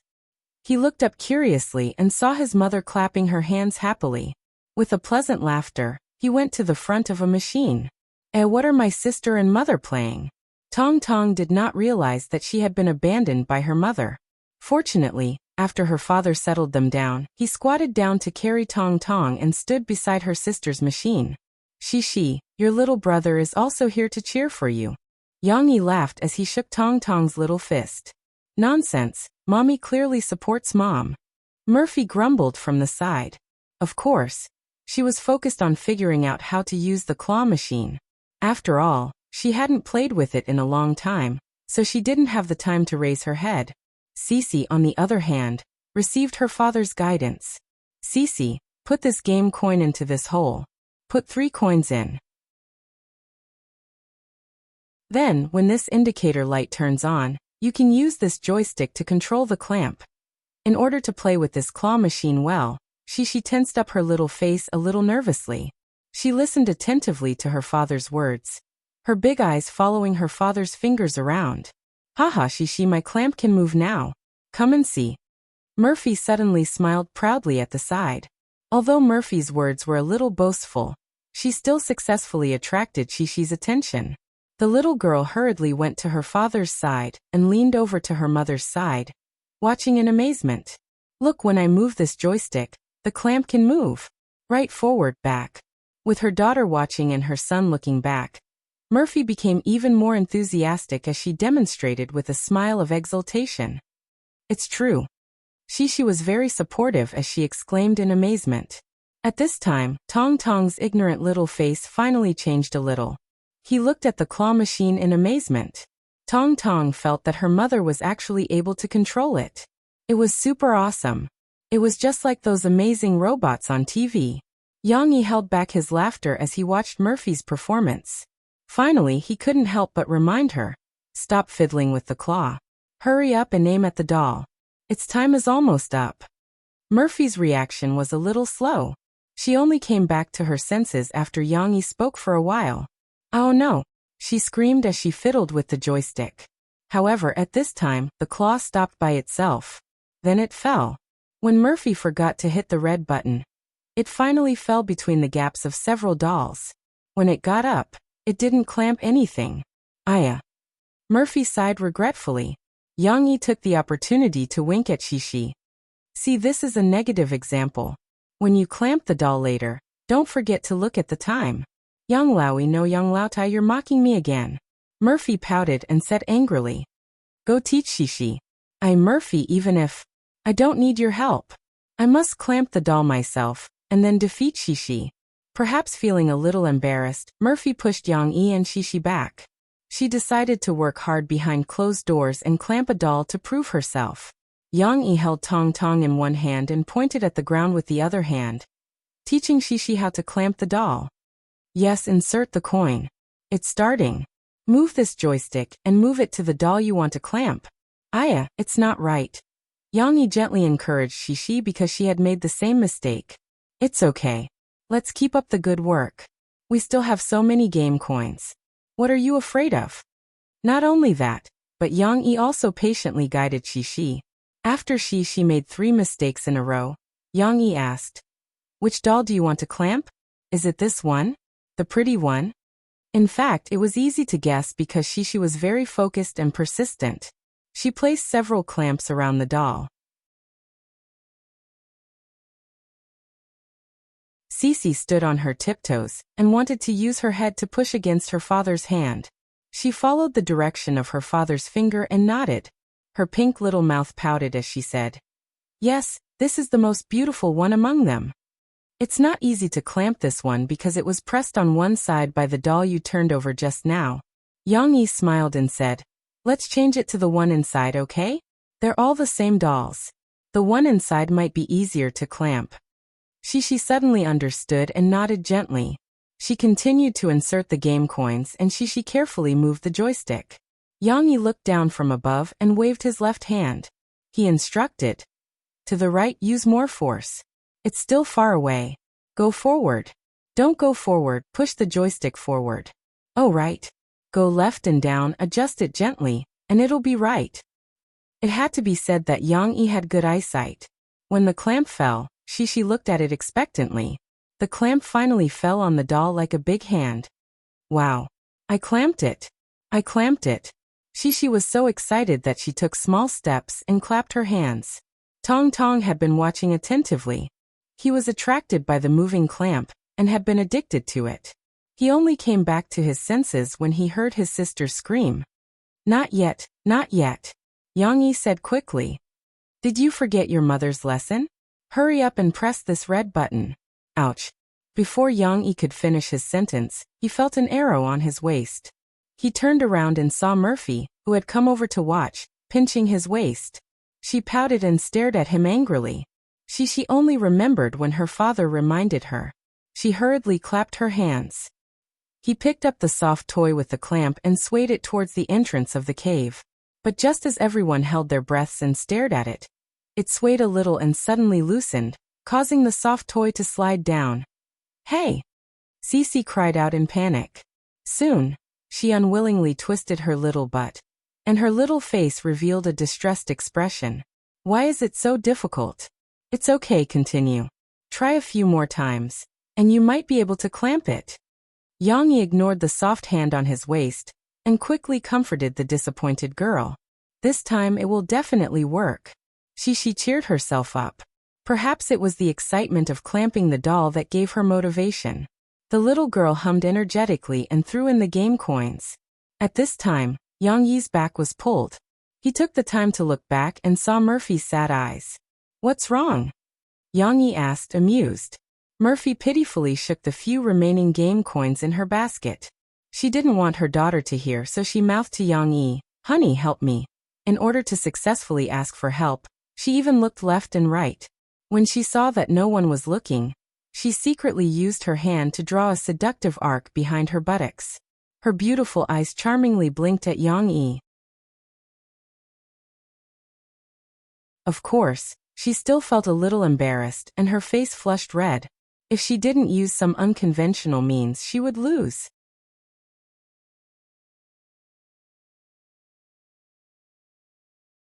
Chapter 1237. How could he not answer his wife's request? Yang Yi took over Mo Fei's basket and counted the game coins in it. There were only enough coins left for 2 claw games. He was a little surprised and asked, "Is that all you have left? How did you finish the game so quickly?" Murphy smiled awkwardly. She was too embarrassed to answer. She turned around and looked around. Suddenly her eyes lit up and she said, "I'm going to buy some more coins. Can you help me with the claw games?" Murphy perfectly avoided Yang Yi's question. She bought another 100 yuan worth of coins. The lady boss stacked the coins neatly into the basket. Murphy happily carried the basket and walked back carefully. When she came back, Mo Fei saw that Yang Yi was sitting in her seat, and Cece was frowning and looking at her machine. What was interesting was that little Momo, who was next to her, got out of his father's arms at some point. He ignored his father and stood next to his sister. His little body leaned against the claw machine, facing his sister, waving his hands and talking excitedly. At this moment, Tong Tong looked like a little strategist who was giving advice to his sister. Mo Fei suddenly felt a little curious. She carefully held the basket and leaned closer to listen. Want to become bigger, wow. No one knew what little Momo had said before, but now he began to make threatening gestures like a little dinosaur. He opened his little hands and mouth, first making a strange cry, then babbling a bunch of words that no one could understand. Finally he said with a snort, then a lot, and so on. He even stood on his tiptoes and raised his hands to gesture. Murphy was confused. She could not help but ask, "Mommy, what are you talking about?" At this moment, Tong Tong noticed his mother. He held the claw machine with one hand and jumped up and down happily. He seemed to be having a lot of fun. Cece, on the other hand, kindly explained to her mother, "Mama, little brother is telling me a story. He said that this claw will become very big, just like a very, very big bird, and then it will catch us all in the sky." Huh? Murphy was dumbfounded. How could it be explained like that? But the claw can't become bigger. After she finished telling her mother, she frowned and muttered in distress, "If it can't become bigger, I won't be able to hold on to my doll." Tong Tong looked at his sister and then at his mother. He opened his small hands and gestured. He said seriously, "It can become bigger. Then give it to my sister." Murphy did not know whether to laugh or cry as she shook her head. She grabbed a few handfuls of game coins from the basket and stuffed them into Shishi's basket on the claw machine's console. She said, "Then you two can slowly study it and see if you can make the claw bigger." She came to Yang Yi's side and held the basket. She asked curiously, "How was it? Did you catch it?" Yang Yi was sitting on the ground in a daze. When he saw Murphy coming back, he quickly took the game coins from her basket and smiled helplessly. "It's not that easy. I was just trying to see how strong the claw is. Now it's time to show my true strength." Murphy looked at Yang Yi suspiciously. She did not know why, but she felt that Yang Yi was a little guilty. Yang Yi was indeed guilty. He originally wanted to pick up a doll and show it off to Murphy when she came back. However, he did not expect that he was not as good as Shishi. Murphy's joystick was a little problematic. It was not linear, and it was very unstable. When she was manipulating it, there would always be large swings, causing the position to deviate. "It's fine. I've already understood the functions of this machine. Just watch. I'll pick up a doll for you right now." In front of his wife, Yang Yi naturally had to appear a little more confident. He waved his hand and solemnly vowed. Shishi started another round of experiments. Tong Tong did not know how to do it, so he climbed onto his sister's seat and squeezed together with her. He watched with great interest. Yang Yi gently pushed the joystick and moved the clamp to the corresponding position. This time he really had some experience. He did not push it slowly. Instead, he pushed it to the approximate position and then made fine adjustments by swinging it. Almost there. When the countdown was about to end, the clamp gradually stabilized and aimed at the target that he had chosen. Lift. Yang Yi waited for the clamp to wrap around the doll and hit the red button forcefully. "Io, be gentle. If you break it, it won't be fun anymore." Murphy saw that Yang Yi was a little excited and hurriedly persuaded him. However, the scene that happened behind the transparent glass made Yang Yi dumbfounded again. The clamp did not tighten immediately. Instead, it tightened as it was lifted. In the end, it slid across the surface of the Saturn Peach doll that Yang Yi had chosen. "What the hell? There's something wrong with this machine." Yang Yi could not help but complain. He turned his head and saw that Murphy was covering her mouth and laughing secretly. This is an exception. Maybe there really is something wrong with this machine. Yang Yi braced himself and explained. "Let's change to another machine. Who knows, we might be able to clamp it. Let me tell you, when I was a security guard in the past, I was in charge of the claw machine. At that time, I really had seen countless people. I had seen all kinds of claw machine masters. And I even secretly learned a few moves from them." Murphy was amused by him. She knew that Yang Yi was just bragging to cover up his embarrassment. She did not expose him. Instead, she laughed until her body became weak. She hugged Yang Yi's arm and gave him a flirtatious look. Yang Yi and Murphy switched to the left side of Shishi and the rest, which was the claw machine that the couple had played with earlier. However, Yang Yi was not as good as he had been bragging. After the first few rounds, Yang Yi still could not clamp the doll. "This is a new machine. There will always be time to get used to it." Yang Yi braced himself and said. Not to mention Yang Yi, who had been defeated repeatedly, Shishi also could not clamp the doll. The game coins in her basket were constantly being used up. Finally, the little girl's patience was running out. She pouted her lips and wanted to hold the basket to watch her father clamp the doll. But at this time, little Nguyen saw that his sister had stopped playing, so he stretched out his little hand with interest and pulled the joystick. The little guy raised his head and looked up, but the paw did not move. "Brother, do you want to play?" Cece asked when she saw the situation. She stuffed 3 game coins into the machine and gave her seat to Tong Tong, so that he could sit closer to the joystick. Of course, Tong Tong could not see much. She stood beside the machine and imitated her father. She enthusiastically instructed Tong Tong. "Little brother, let me tell you where to sit." "Okay." Tong Tong nodded happily. However, he did not move for a long time. Shishi realized that something was wrong and hurriedly shouted, "Little brother, you have to move that thing. Otherwise, the time is almost up." Tong Tong imitated her and started to move the joystick. When he saw the claw moving as well, he was so happy that his eyes shone brightly. A little to the left. Little brother, do you want to clamp this thing? Go a little further. Cece instructed with her head lowered. However, she realized very late that little Momo was having a lot of fun playing with its paw. It wasn't listening to what she was saying at all. Its paw was swinging by itself. Little brother, you are not trying to clamp the doll. Shishi mumbled helplessly when she saw that the claw was not able to clamp down on the doll. Sister, Jelly. Jelly.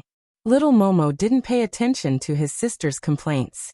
When he saw that the claws were no longer moving after returning to their original position, he hurriedly asked his sister for help. The little guy was quite smart. Since he couldn't reach it, he pointed at the coin slot from a distance and happily called out to his sister. You still want to play? Shishi asked in surprise. Tong Tong quickly nodded. Okay. Although Shishi complained about Tong Tong's attitude, she was still very nice to Tong Tong. Although she seemed unwilling, she counted 3 game coins and stuffed them into the slot. You have to clamp down on the doll. At this time, Yang Yi's cheers suddenly came from the side. I clamped it. Cece turned her head in surprise. Yang Yi, who had been so nervous that his facial expression had frozen a moment ago, finally raised his hand and laughed out loud. Mo Fei witnessed this historic scene. Yang Yi had experienced several failures. Finally, in his persistent research, he finally figured out the nature of this machine and added the doll in a very ingenious way. Not easy, not easy. Murphy bent down and picked up the doll from the bottom. She held it up happily and smiled at Yang Yi. Yang Yi also felt that it was not easy. He had failed so many times that he felt a little ashamed. He was too embarrassed to face Murphy and Shishi. Fortunately, he finally succeeded once. For this reason, Yang Yi couldn't help but smile proudly to Mo Fei and boasted. In fact, it's very simple. You just need to grasp the rhythm of its claw movement. When Shishi saw that her mother had obtained the doll, she could not stand still. She quickly carried her basket and walked towards her father. Papa, can you help me?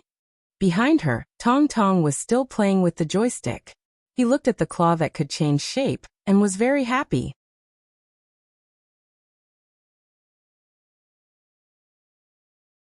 Chapter 1238. Yang Yi, Murphy, and the children were still secretly photographed by the paparazzi when they were on campus, in the bookstore, or when they were shopping. However, they didn't care. As long as the paparazzi didn't go overboard, Yang Yi and Murphy were now very calm and ignored those cameras. The proper media wasn't very interested in the private lives of celebrities. However, some entertainment tabloids were very keen to report on Yang Yi and Murphy's sweet days. They also knew that it was very boring to just report such news. So, they simply took some news of celebrities having an affair and put it together with Yang Yi's news on the same page, and reported it together. Thus, there was this situation. The first half of the news was XXX Hotel secret meeting Fierce Man, Intimate Actions Intimate, and the second half of the news was Yang Yi and Murphy playing dolls with children, forgetting themselves and ignoring the paparazzi's secret photos. It was a clear stream. Of course, many online media would still repost such news. After all, they could have an unlimited number of sections. Yang Yi and Murphy's fans were very calm. Is this considered news? When did Yang Yi come out to play by himself? That's called news, okay? However, at the beginning of December, when the attention Yang Yi and Murphy received slightly decreased, an old musician and music critic, Lu Shifang, who once had a conflict with Yang Yi and Murphy, began to bombard Yang Yi on micro-broadcasting. Yang Yi is the most shameless and heartless liar I have ever seen. Liar? What did Yang Yi do to make this irrelevant person call him a liar? Moreover, she scolded him so harshly. Looking at the text and pictures below Lu Shifang's long micro-broadcasting post, one would know. It turned out that Lu Shifang had collected a bunch of information from somewhere to expose Yang Yi's true colors. Yang Yi was very stingy, heartless, and never willing to do charity. First, Lu Shifang first posted a screenshot of a web page, pointing out that in the news about Yang Yi's charity or donations over the years, there was no clear amount of donations. Then Lu Shifang took out a few screenshots of interviews with the former Extreme Challenge crew members, those who had jumped ship to Xingyao. In the video subtitles and Lu Shifeng's description, these witnesses pointed out that at the charity gala held in the last episode of the first season of Extreme Challenge, although Yang Yi donated books, he didn't donate money.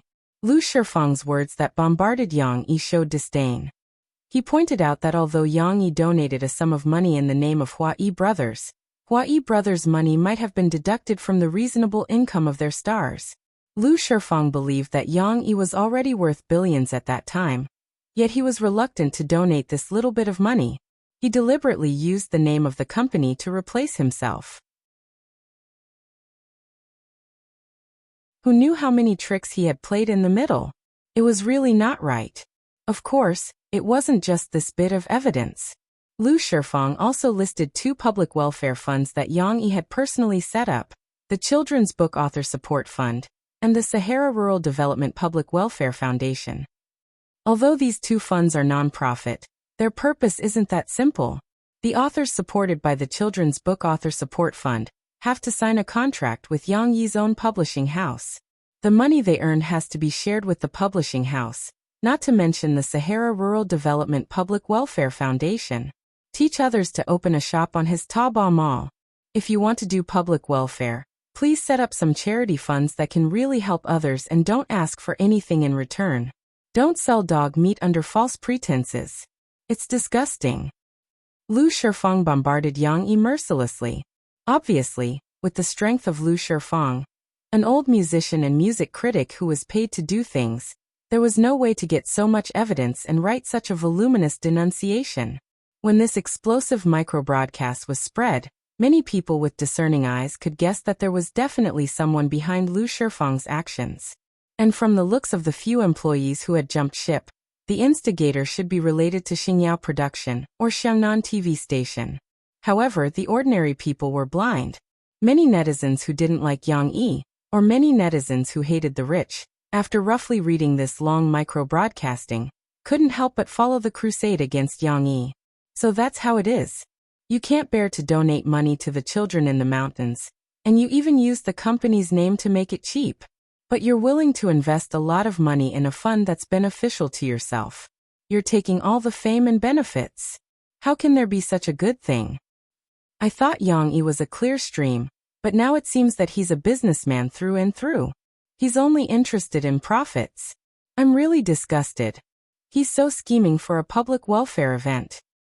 I just want to ask if the money donated by the company has been donated? Zhongxing Production is also Yang Yi's. If the people under him do the accounts, maybe the donated money hasn't been touched, right?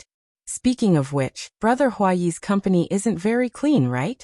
Yang Huan and Guozi have a good relationship with Yang Yi, and Thousand Miles Chuanshu, who used to be very popular, seems to have disappeared in the past 6 months? Could it be that he angered Yang Yi and was frozen? It seems that this company is just a money-making tool for Yang Yi. What brother? Bah.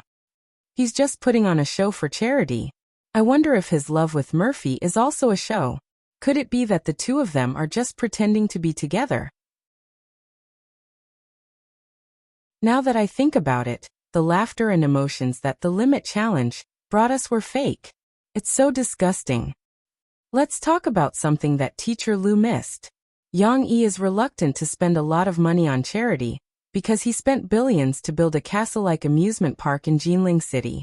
I just want to know if this amusement park is really built for Shishi to play. I'm afraid his motives aren't pure, right? Hearing this, I also remembered the news. How could this amusement park be built just for a child to play? I'm afraid he wants to take money from us parents. When the time comes, the ticket price will be hundreds or thousands. Are you afraid? We will firmly boycott Yang Yi's company, show, and firmly boycott Yang Yi's amusement park. Although there were still many Yang Yi's fans who heard the news and tried their best to explain for Yang Yi, urging everyone to wait for Yang Yi's response and not listen to other people's words.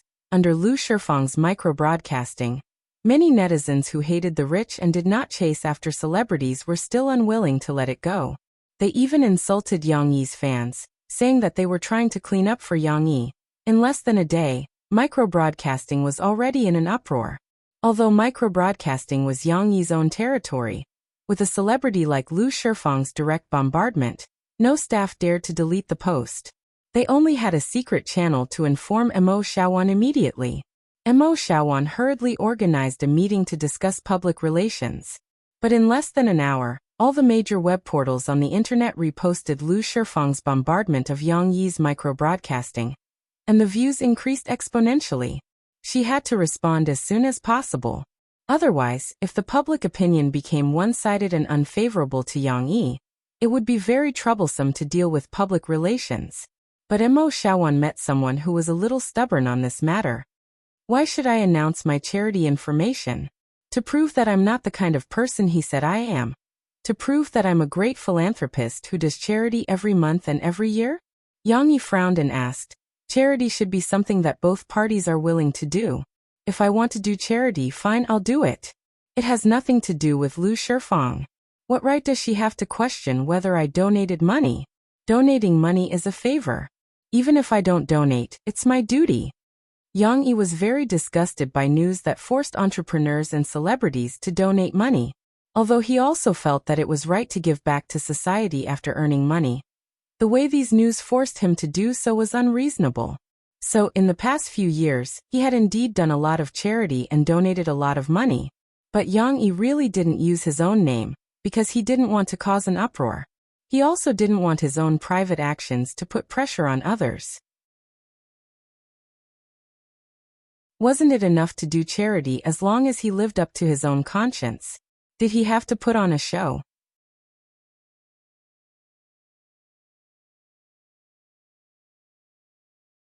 Chapter 1239. Brother-in-law, what you said makes sense, but we are different from before. You are a public figure and an idol in many people's hearts. You are not some unknown small fry. Now that you are faced with such serious public opinion, if you don't stand up and respond, what will your fans think? Mo Xiaowan didn't think that Yang Yi would be so stubborn on this matter. She was already a little anxious, but now she was even more annoyed.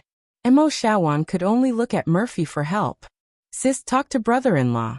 However, what Mo Xiaowan didn't know was that her cousin, who used to have a queenly aura and a queenly style of doing things, had already put away her claws and fangs, and was comfortably snuggling up to Yang Yi as the little woman behind him. I will listen to Yang Yi. Also, I think that donations are good for our conscience. We don't need other people's approval. Mo Fei smiled, reached out, and put her slender hand into Yang Yi's big hand, letting him hold her hand. She then looked at Yang Yi and said softly, Brother Yang Yi, I'm sorry. But the logic of solving a problem shouldn't be like this. Now that we are being slandered, are we just going to let it go? Sit back and do nothing? Let others criticize us? Mo Xiaowan scratched her shoulder-length hair, and said speechlessly. Yang Yi shook his head and said calmly, Of course we won't let it go. Why did the company hire a group of lawyers? Don't leave a single one of them behind. Sending a lawyer's letter can only scare Lu Shifeng. It can't solve the public opinion problem. Mo Xiaowan said, not knowing whether to laugh or cry. After the news of Lu Shifeng bombarding Yang Yi spread, it didn't take half a day for many media outlets to repost it and discuss it.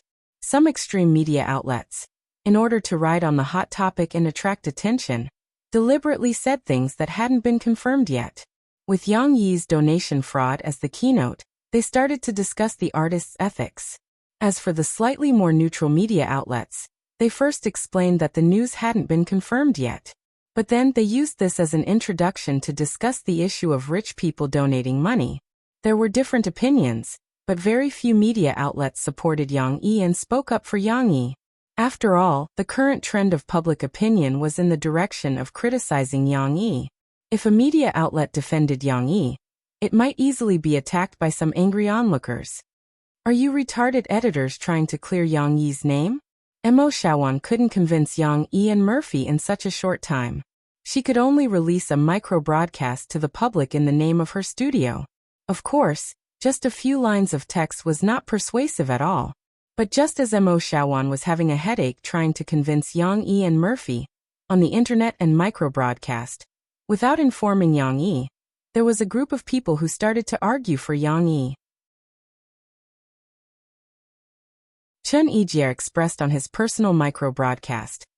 Yang Yi and Murphy are the most peaceful, low-key, and life-loving celebrities I've ever met. Because of our musical interests, I've become very good friends with the couple. I don't know much about other things, but I know one thing for sure. During the recording of the first season of China's Voice, there was an event in the middle for the promoted contestants to sing for the disaster areas. Although Yang Yi didn't have time to come personally, from what I know, he arranged for people to send a batch of daily necessities worth 2 million. He also sent someone to supervise and ensure that the necessities were distributed to the victims. The media didn't report about this because Yang Yi requested not to publicize it. So if you say that Yang Yi is too selfish and doesn't do charity, I don't believe it. The most loyal person was Zhu Jie. He directly scolded Lu Shifeng on micro-broadcast. Teacher Lu, do you think I don't know what kind of trash you are? In the past, when Tianmei Entertainment didn't give you any red packets, many artists' records were slandered by you. When Sister Murphy signed a management contract with our company, she was also scolded by you. Now you want to slander my brother Yang? Zhu Jie's next micro-broadcast also exposed an important piece of information. I remember very clearly that during the last episode of the first season of the Limit Challenge last year, Brother Yang brought his daughter, Shishi, along. Although it was a family ticket, Brother Yang still brought a batch of books and donated them to the children in the mountainous areas with Shishi. Apart from that, Brother Yang also donated 2 sums of money. One was in the name of his company to help Yang Huan and Guizi, who didn't have much money at that time. The other was in the name of Shishi. Not many people know about this, but if you want to investigate, you can still find out. Those traitorous staff members weren't even considered marginal people at that time. What the hell do they know? In order to support Yang Yi, Zhu Jie even cursed repeatedly. However, his fans were a group of young people with distinctive personalities. Not only did they not feel disgusted, they even yelled and helped Zhu Jie scold Lu Shifeng. Several guests of the Limit Challenge, such as Jie Yuchen, Dan Hongkue, and other big stars, were wise to protect themselves at first and remain silent. However, after Zhu Jie spoke, they could not sit still and reposted Zhu Jie's micro-broadcast. Although they were not as excited as Zhu Jie, and did not even share the description of the repost, this behavior was in itself silently supporting Yang Yi. In addition to the comments of the celebrities, many people also talked about their stories with Yang Yi. For example, the general manager of Sahara Publishing House, Lu Benji, also asked the official micro-broadcast of the publishing house to clarify for Yang Yi. Authors who had changed their lives because of the Children's Book Author Support Fund, such as Yu Ying, could not help but speak up on the micro-broadcast to defend Yang Yi. However, after all, their influence was relatively low, and not many people saw the micro-broadcast they sent out. However, because of some clever media interviews, that night, an article titled, Yang Yi's Sahara Rural Development Public Welfare Fund is only for personal gain? Farmer. I'd rather have a few more of such public welfare funds. Once again strongly refuted Lu Shifeng's point of view. There was no doubt about the authority of this report because it came from the official micro-broadcast of Yangqing Evening News, a media with an official background. In the report, the reporter interviewed several farmers who had been helped by the Sahara Rural Development Public Welfare Fund, and learned that this summer, the technical guidance provided by the volunteers in the countryside had been of great help to them. Many farmers had obtained a new sales channel for their agricultural products. And just now, under the reminder of some volunteers, the farmers had prepared in advance and provided more distinctive agricultural products. They had actively stocked up and made a lot of money. The farmers do not know Yang Yi, and they do not know who these great benefactors are who have helped them. However, they recognize the Sahara Rural Development Public Welfare Fund, and know that these so-called selfish people have brought them the hope of making a fortune.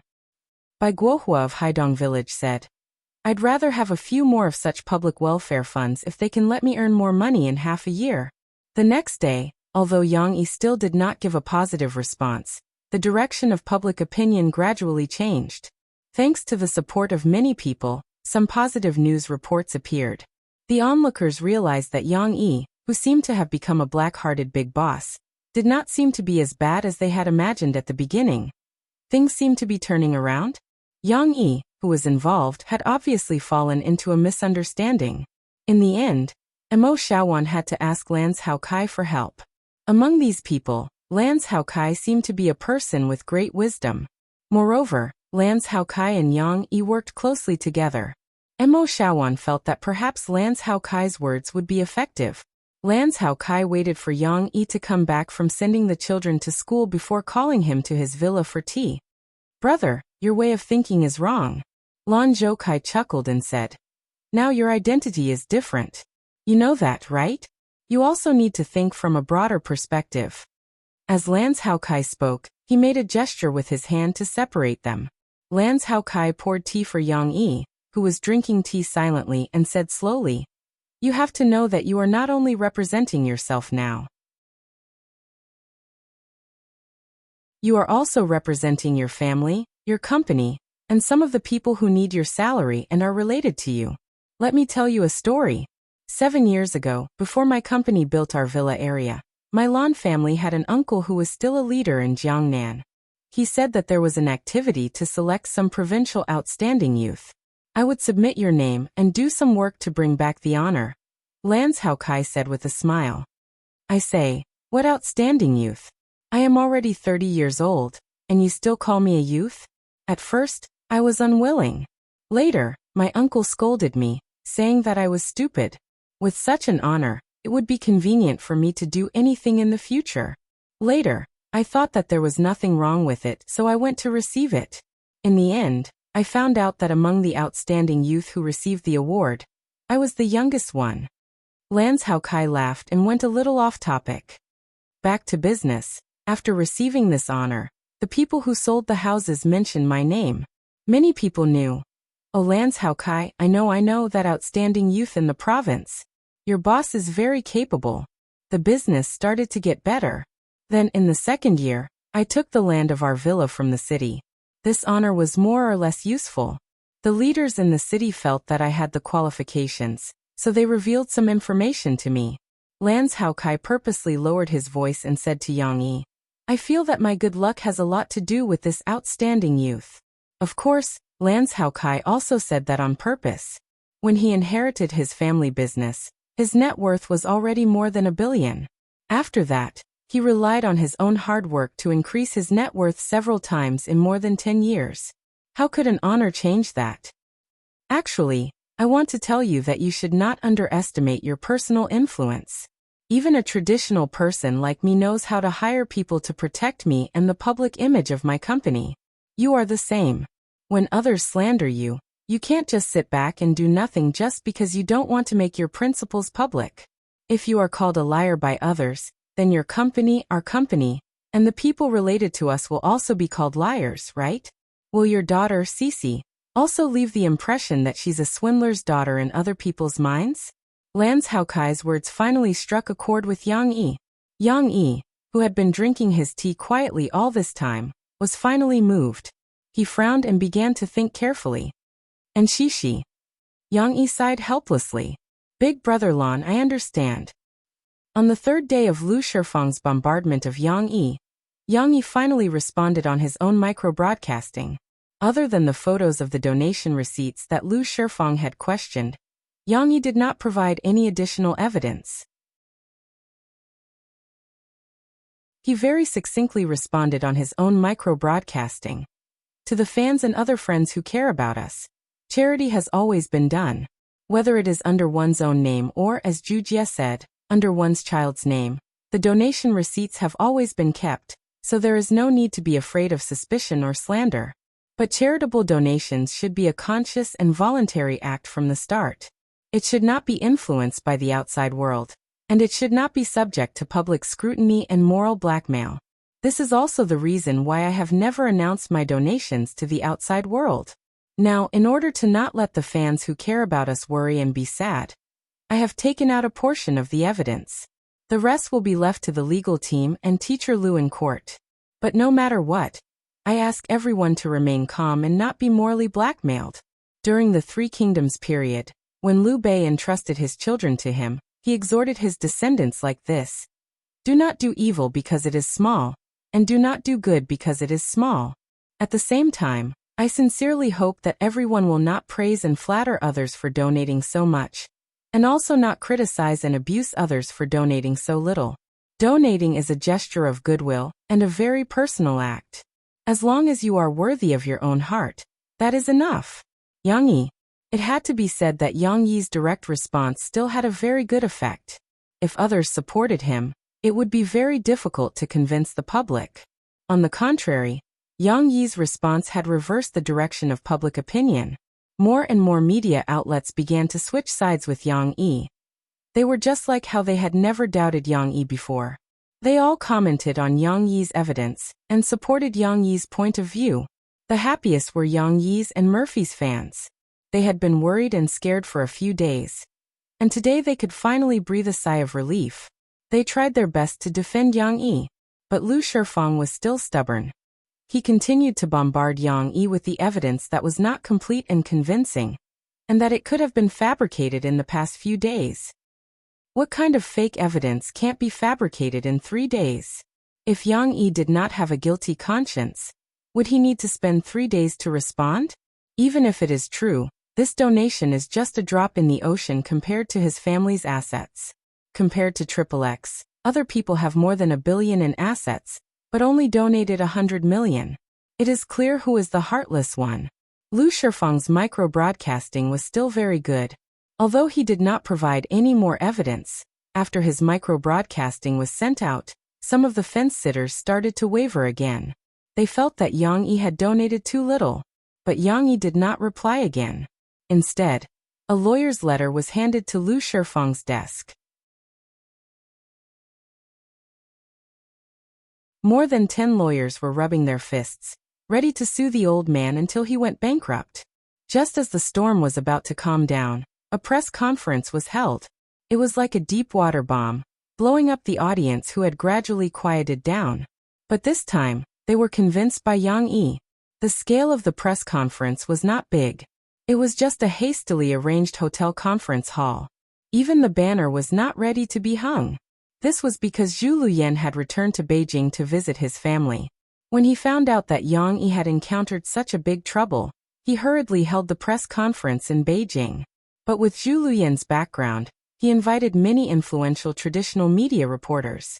There were even reporters from Beijing television station who brought along their cameramen. This article is about Mr. Yang Yi, saying that he is a hypocrite and a hypocrite who is unwilling to do charity even though he has earned so much money. I believe many of our friends in the media have heard about it. Zhu Luyan held up a newspaper and said seriously, "Here I hope to clarify on behalf of Mr. Yang Yi."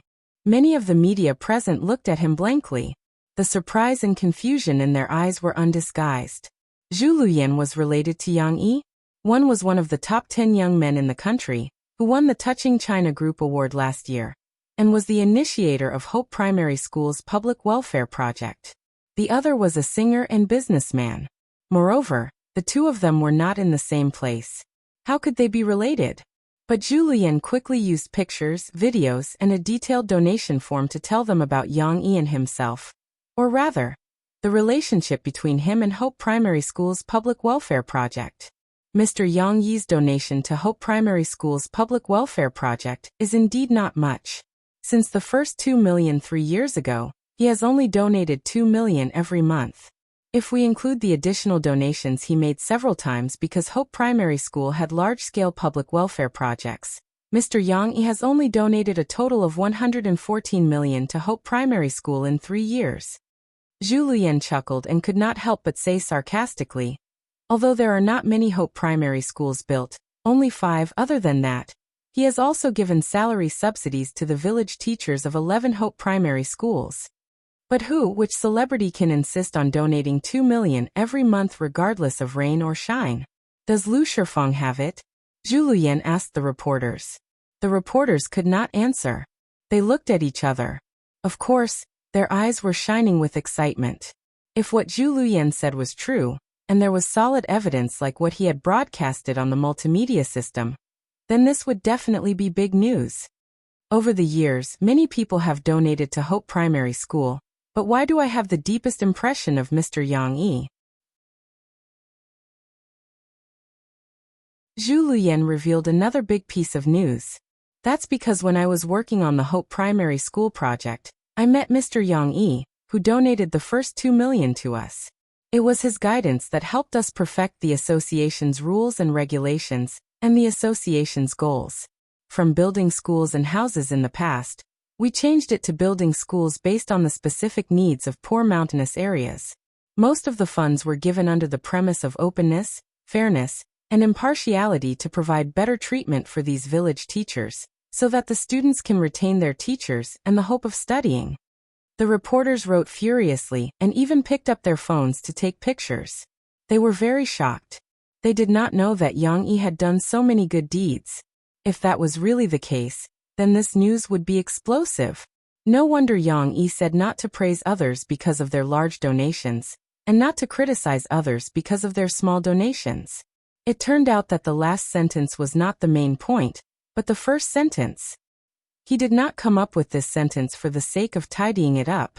He really did donate a lot of money. Then they thought about how Yang Yi usually kept a low profile, and the positive energy conveyed to the outside world by the warm life of Murphy and the children. How could such a good person be slandered? There was no justice in this world. Do you know? The name of Hope Primary School was proposed by Mr. Yang Yi. We thought it was good, so we changed it to this name. However, Mr. Yang Yi did not want to be publicized, so this history is not known to anyone. When I mentioned to thank a mysterious person for his help at last year's Touch China Award ceremony, I was thanking Mr. Yang Yi. Zhu Luyan said with some excitement. So, I'm really sorry. Just now, because of this report that slandered Mr. Yang Yi and said that he was a hypocrite, I couldn't help but get angry. The name of Hope Primary School was proposed by Yang Yi. The reporters present were so excited that they almost fainted. There were too many revelations today. Mr. Yang Yi did not publicize his good deed, but he was misunderstood because of it. As someone who received help from Mr. Yang Yi and the person in charge of the public welfare project, I must stand up and clear Mr. Yang Yi's name. Zhu Luyan clasped her hands and said sincerely, I hope that I can get everyone's help in this matter. Everyone, please rest assured that everything I said is true and verifiable. The reporters all laughed and agreed one after another. Even if it was not Yang Yi's big revelation, they would have worked hard to report it because of his identity as young Master Zhu. Now they did not need any other motivation. They would not give up on this big news. They had already thought of the headline of the news. It had to be ambiguous and attractive enough. It would be called An Unknown Yang Yi.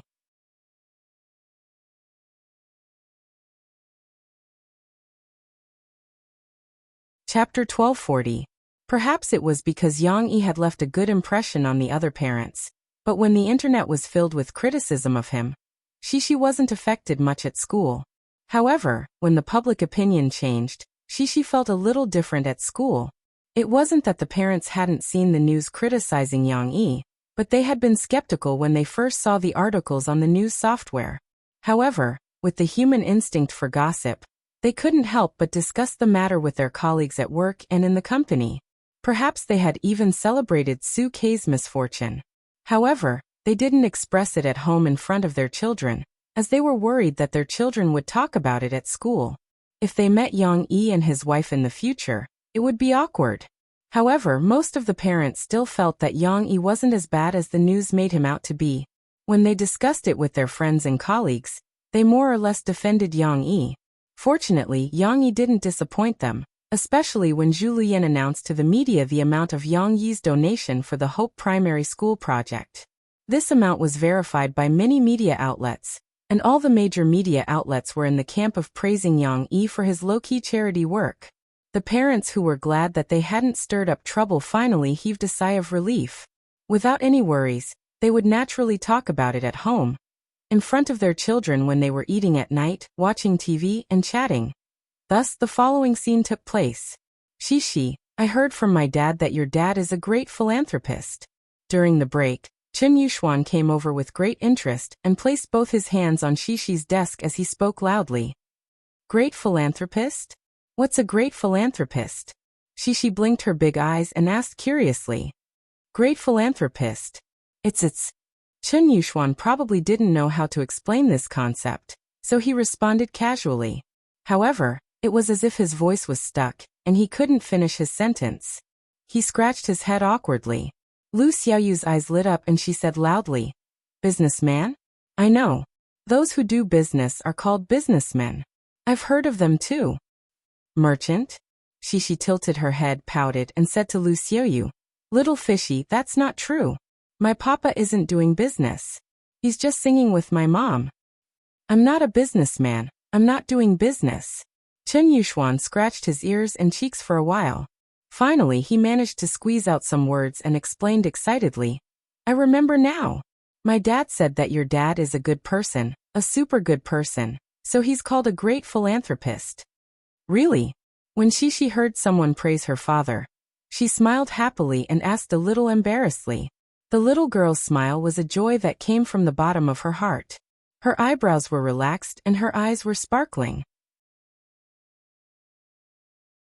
Her cute little mouth even drew a relaxed arc. It was very comfortable to look at, and it was easy to be infected by her happy mood.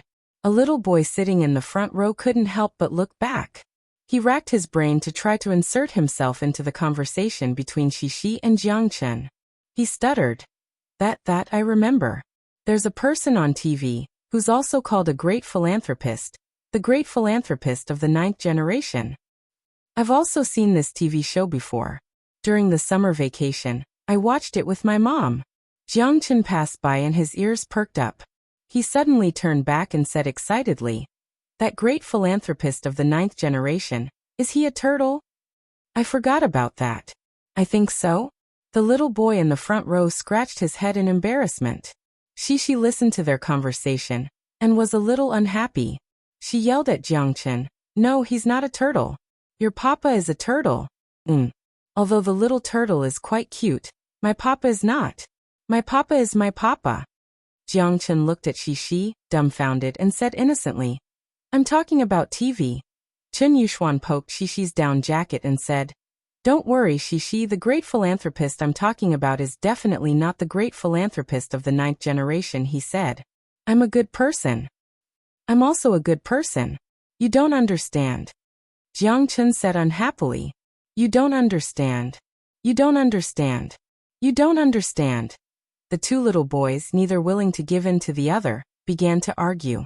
They even forgot what they were arguing about in the beginning, and stood in the aisle with their necks raised. "Shishi, let's go to the bathroom?" Lu Xiaoyu was a little worried that they would fight. She even carefully moved closer to Cece's ear, and whispered in a low voice, "Little fishy, let's run." Shishi nodded innocently. So the two little girls carefully slipped out from Lu Xiaoyu's side, leaving the two little boys who were completely unaware and very engrossed in the argument. However, when they returned home in the evening, Shishi was still a little worried. She just got in the car and couldn't help but ask, "Papa, you're not a turtle, right? Why do you ask this question?" Yang Yi was confused. Because, Papa, let me tell you, this morning, Chen Yuxuan told me that his papa said that you are a great philanthropist. Shishi felt that she couldn't finish the story, so she paused and began to tell the complete story. During this time, Lan Xian, who was sitting next to her, suddenly interrupted. "Oh, Shishi, so Chen Yuxuan and Jiangchen were arguing about this." "Yes. They suddenly started arguing." Shishi giggled at her friend. "I don't even know what they were arguing about. Then the teacher took them away." Lan Xian said excitedly. Although Shishi was interrupted, she didn't give up. She continued to talk about her worries. Chen Yuxuan said that Papa is a very good person. Then, during math class this afternoon, Teacher Lu also said that Papa is a very good person. She donated money to those pitiful teachers and gave them their salaries. She wants to thank Papa. Cece chattered and even imitated teacher Lu Xianxian as she cupped her fists. In fact, Cece's retelling was still a little lacking. At that time, Lu Xianxian had the demeanor of a hero. After praising Yang Yi's righteousness and wealth, she also sighed and said that she wanted to learn from Yang Shi's father's way of doing things.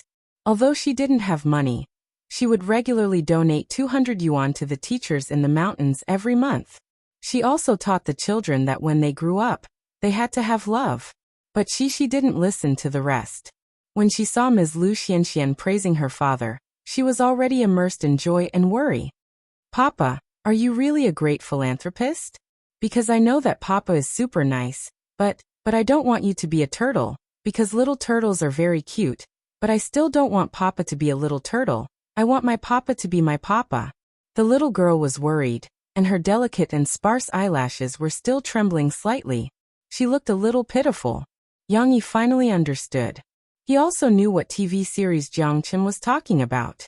During the summer vacation, it was a costume fantasy TV series broadcast by Shanghai TV. Because it was adapted from a web novel, the origin was a bit magical, but the plot was still very interesting. Murphy and Wu Jingjing also watched this TV series together. He didn't know whether to laugh or cry as he comforted the little girl. Don't worry, Dad is Dad, not something strange. Although the children's misunderstanding brought some jokes, Yang Yi more accurately understood the truth that Lance Hao Kai told him before. He was indeed not a lone wolf. His public image, good or bad, could actually affect the children. He didn't have to deliberately let the public relations team create a perfect image for him in front of the public.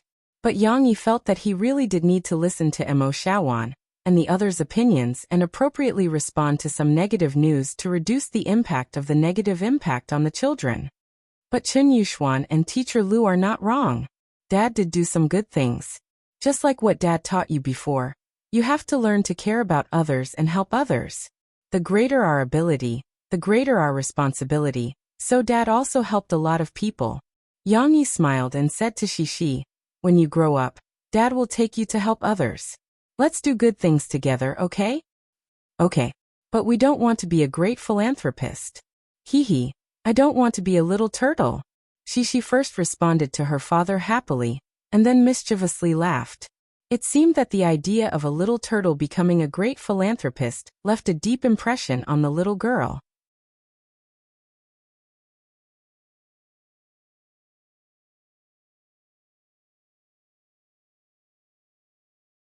Chapter 1241. During the weekend, Murphy was playing with Tong Tong. She smiled and asked Shishi, who was beside her, "Are you going to the company to sing with Mom today? How about it?" Murphy's last concert of the year was scheduled for next week. Although she had returned to Jiangqing after a tour, Murphy, who had always been strict with her work, did not slack off.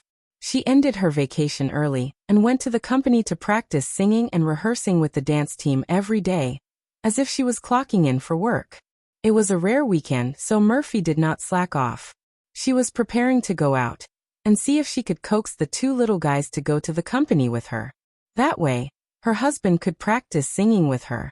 However, Cece was not as easy to coax as before. She shrank back cleverly and smiled with her big eyes. Hee hee hee hee, I don't want to sing with Mama. I want to go to the park with Papa. Tong Tong was a little persuaded by his mother. He blinked his eyes and was about to agree when he heard his sister's words. He immediately thought of the newly developed forest park near the community. There were a lot of fun equipment there. Little Momo's mind flashed with the sounds of laughter when they went to play last week. She immediately changed her tune and opened her small mouth, cheerfully shouting, "Yes! Yes! Hang it in the park!" He had not mastered the last word yet. He had completely imitated his sister's pronunciation. Naturally, he could not get it right. Yes. We also have to take Bao Bao to play. Bao Bao can also play with a lot of things. Little brother, do you remember? Last time. Shishi excitedly chattered with her brother. Tong Tong could not keep up with his sister's talking speed. However, he was used to not being able to understand what others were saying. Anyway, when he looked at his sister, he was also affected by her positive emotions. He became inexplicably excited and waved his little hands. Murphy looked regretfully at the two little guys who were already excited. She knew that she had no chance. She could only call Mo Xiaowan to pick her up. "I'll play with them first. I'll go over at noon and pick you up for lunch." Yang Yi smiled and comforted Murphy, who was a little hurt. Murphy pouted and said unhappily, "It's not fun. My son and daughter don't follow me anymore. All day long, they want Papa to bring them here and there to play." All right.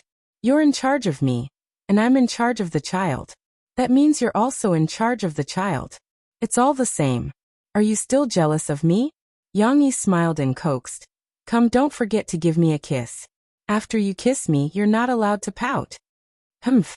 Murphy purposely pouted even higher. Although she was only acting coquettishly in front of Yang Yi, Murphy still felt threatened. She felt that her position in both Xixi and Tong Tong's hearts was getting lower and lower. I have to find a way. Murphy thought to herself. I have to show Xixi and Huawu the charm of their mom. I have to show them that mom is actually more interesting than papa. Murphy sat in the car and thought about it blindly. She wanted to take back her position from Yang Yi. On the other hand, Yang Yi sent Murphy to the company in Mo Xiaozhuan's car. After that, he packed up and took Xixi and Tong Tong to the forest park to play. Of course, he also brought Bao Bao in the car. Xixi and Tong Tong got into the car first. Yang Yi installed a baby safety seat for Tong Tong. As for Xixi, she was already a grown-up, so she just had to fasten her seatbelt. Moreover, Yang Yi didn't even have to do it himself. Xixi had heard her father talk about it many times since she was young. After getting into the car, she pulled the seatbelt over and fastened it herself. However, they were both children after all. After getting into the car, Xixi wasn't so obedient. She took off her sneakers and naughtily kicked her feet, which were wearing pink socks, on the back of the front passenger seat.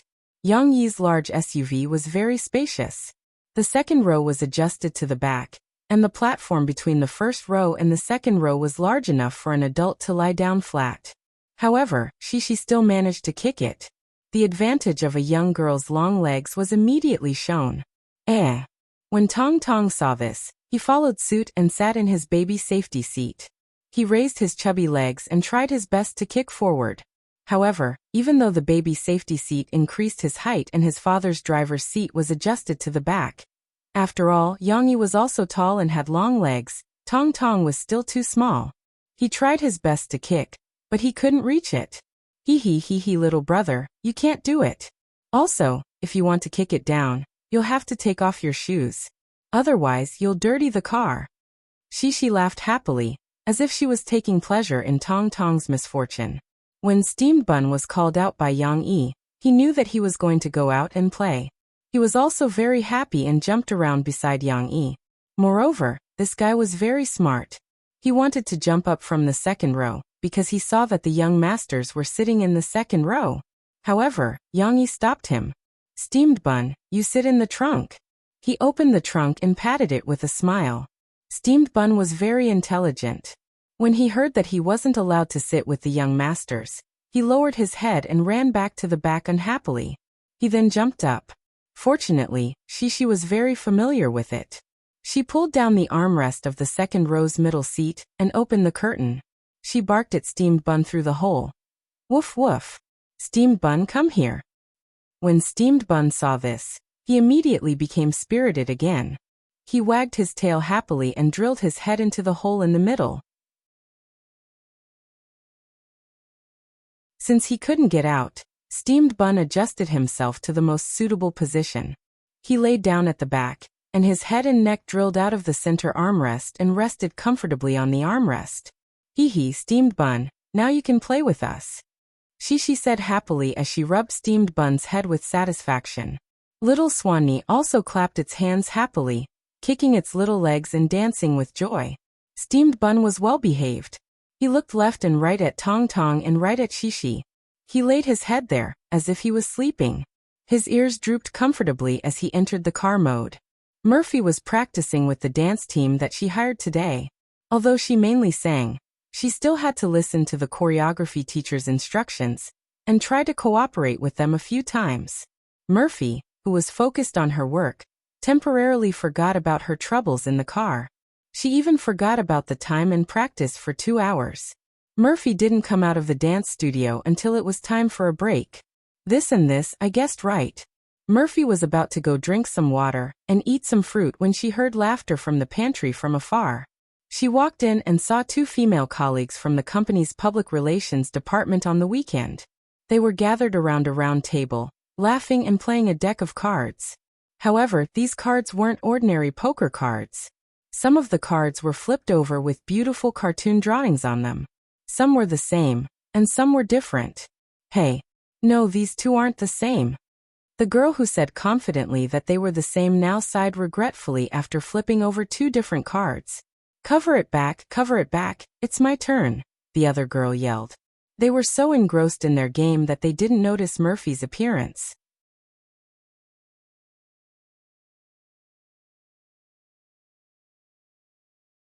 Chapter 1242. The two girls were frowning as they looked at the covered cards. One of the girls suddenly felt a shadow in front of her. It was dark and uncomfortable, blocking the light. She subconsciously turned around to look. Suddenly, she was dumbfounded. She didn't know when Murphy was standing behind them, watching them play cards with full attention. How did it feel to be caught by your boss for being absent at work?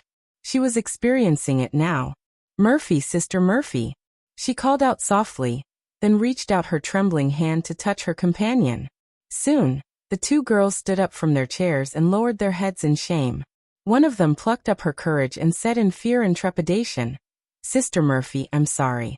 We shouldn't be playing cards during working hours. It's the weekend. You're here to work overtime. Don't be so formal. Out of their expectations, Murphy waved her hand casually. Then she asked curiously, What cards are you playing? Why haven't I seen it before? Seeing that there was a turn for the better, the bolder girl quickly picked up the cards on the table and introduced them to Murphy. Sister Murphy, this is a memory card game that's been popular on the internet recently. Actually, the rules of this game existed in the past, but now someone bought the copyright of some animated images and made this card. Now it looks more vivid than before, so it's popular on the internet. She didn't say it accurately enough. The rise of the memory card game wasn't because of the animated images, but because the card was printed with many of the more classic cartoon images from the early 20th century. To the young people who had grown up now, these cards were equivalent to the portrayal of their childhood. On the internet, some people called it memory killer. Therefore, this card game received a lot of attention in a short period of time. Of course, after the touching memories created by this memory card game faded, the fever of this memory card game would soon subside. After all, there wasn't much innovation in the game. It was still the traditional memory card game that relied on memory to flip out two of the same card game. But this thing, for Murphy who didn't have much time and interest to play cards before, was a very new thing. You guys teach me how to play. Murphy excitedly sat down and pointed at the two girls opposite her with a smile. The two girls were a little scared, but they had no choice but to sit down and play the card with Murphy, trembling. The rules were very simple. Mofe only needed to try it once to understand it. Moreover, she felt that she was quite talented in this game. After flipping a few times, she actually found the same cards, but the cards that other people found were all different. The more she played, the more confident she became. Murphy actually came up with a bold idea. Of course, Murphy was not one to lose her will to play. After playing with the two girls for a while, she raised her head to look at the time. The break was over. She had to go back and continue rehearsing with the choreography team. Where did you buy this card? Can you buy me a set? When Murphy got up, she asked them with a smile. Sister Murphy, it's sold in the Saharataba Mall. A girl answered honestly. She stole a glance at Murphy and thought to herself, It's from your husband's company. Can it be delivered today? Murphy asked. It should be tomorrow. We bought it the next day because this store is in Yangcheng, the other girl said carefully. Another girl said cautiously. She paused for a second, and then suddenly had an idea and said, Sister Mofe, if you are in a hurry, you can take ours back first. Anyway, it's just opened and it's still very new. How can I do that? Murphy hesitated and asked. If I take it away, what will you do? Murphy was in a hurry. She wanted to take it out for lunch later. Hee, Sister Murphy, let's go back to work. The girl stuck her tongue out mischievously. Then she said seriously, Actually, we played it a few times and felt that it was nothing. Sister Murphy, you can play with it. The other girl next to her nodded in agreement. Okay, I'll buy yours first. If you want to play with it, you can buy it online. Mofe did not hesitate. She quickly took out a small stack of 100 yuan bills from the wallet in her bag handed it to them, and said. The two girls saw that the small stack of bills was a few hundred yuan. They didn't dare to take it and hurriedly rejected it. Putting aside Mo Fei, who was scheming, Yang Yi took the two children to the forest park not far from their community. Because it was a park newly developed by the city government and had only been open to the public for less than a month, and because it was a park in Tingshan district with fewer people, there were not many people in the park when Yang Yi and the others came to play last week. Today there were more tourists than last week. However, compared to other established parks that were crowded on weekends, Forest Park was relatively quiet and clean. Today's weather wasn't bad. Although the winter mountain wind was chilly, the sun was bright during the day. After basking in the sun for a while, the body felt warm and comfortable. It was much more comfortable than being indoors. Although winter had arrived and the leaves were falling, the forest park was still full of greenery. There were many evergreen camphor trees, masan pine trees, and so on. The green leaves were still lush as usual, giving people a feeling of vitality. In the winter, this was indeed a pretty good scenery. Yang Yi's car was parked at the entrance of the forest park. In order to ensure the safety of pedestrians, motorized vehicles were not allowed to pass through. Bicycles were also allowed, and bicycles could be rented in the park. However, Yang Yi had two children and had no plans to ride a bike for the time being. Steamed Bun, come here. After Yang Yi closed the car door, he shouted at Bao Zi, who couldn't wait to jump up and down with Xixi and Tong Tong on the grass outside. He took out a retractable dog leash from the side pocket of his backpack. Bao Zi obediently ran over. When he saw the dog leash, he obediently lowered his head so that his master could touch his collar. Xixi and Tong Tong also ran over. The little girl saw the dog leash in her father's hand and frowned. When her father squatted down to tie it around Bao Zi, she finally couldn't take it anymore. The little girl held her father's shoulders with her two small hands and began to plead softly. Papa, can you not do this for Bao Zi? Bao Zi will be very uncomfortable. Yang Yi stopped what he was doing and smiled slightly. He asked, why do you say that? Bao Zi will lose his freedom if he's tied to this leash? Cece hurriedly nodded. Her expression was very serious as she said, that's right. Steamed Bun won't be able to play happily. My little brother used to be like this too. But other people will be afraid of Bao Zi because Bao Zi is a dog and he's so big. Yang Yi patiently explained. Cece knew that her father was right, but she was still a little unwilling. The little girl gently twisted her little butt and pouted her little mouth as she said, but Bao Bao is very obedient. Bao Bao is very obedient at home. She seemed to have thought of a way. Her voice rose slightly and she said with a little excitement, Papa, Papa, I can tell them that Bao Zi is a very obedient dog. Then, we won't have to make this leash for Bao Zi, right? Papa knows that you're very good to Bao Zi. Yang Yi smiled and stretched out an arm to hug the anxious little girl. He said softly, but we're in a public place now, so we can't do whatever we want like at home. We have to consider not only Bao Zi and our own feelings, but also the feelings of others. Papa taught you before that we have to learn to stand in other people's shoes and think for them. Just like when we go out to play, if we see a big dog that isn't led by its owner, will we be scared? Will Papa nervously pick you up? Similarly, if we don't lead it, other people may not have time to understand whether Bao Zi is an obedient dog, and will be scared by him. Their happy mood for the day will be ruined. Tell me, under such circumstances, shouldn't Papa tie this leash for Bao Zi? Yang Yi asked with a smile. She hesitated.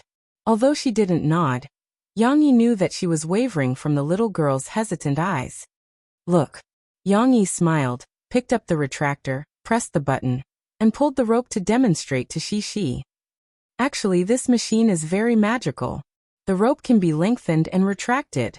As long as Papa controls it well, Bao Zi won't feel uncomfortable. Xixi gently squeezed her father's arms with her little butt. She was finally persuaded by her father. In her father's arms, she whispered hesitantly, Then Papa, be careful. Don't make Bao Zi unhappy, because we're going to have a good time today. Yes. We're going to have a good time. Xixi is happy, Hua is happy, Papa is happy, Bao Zi is happy, and then the other uncles, aunts, brothers, and sisters are also happy. Yang Yi said with a smile.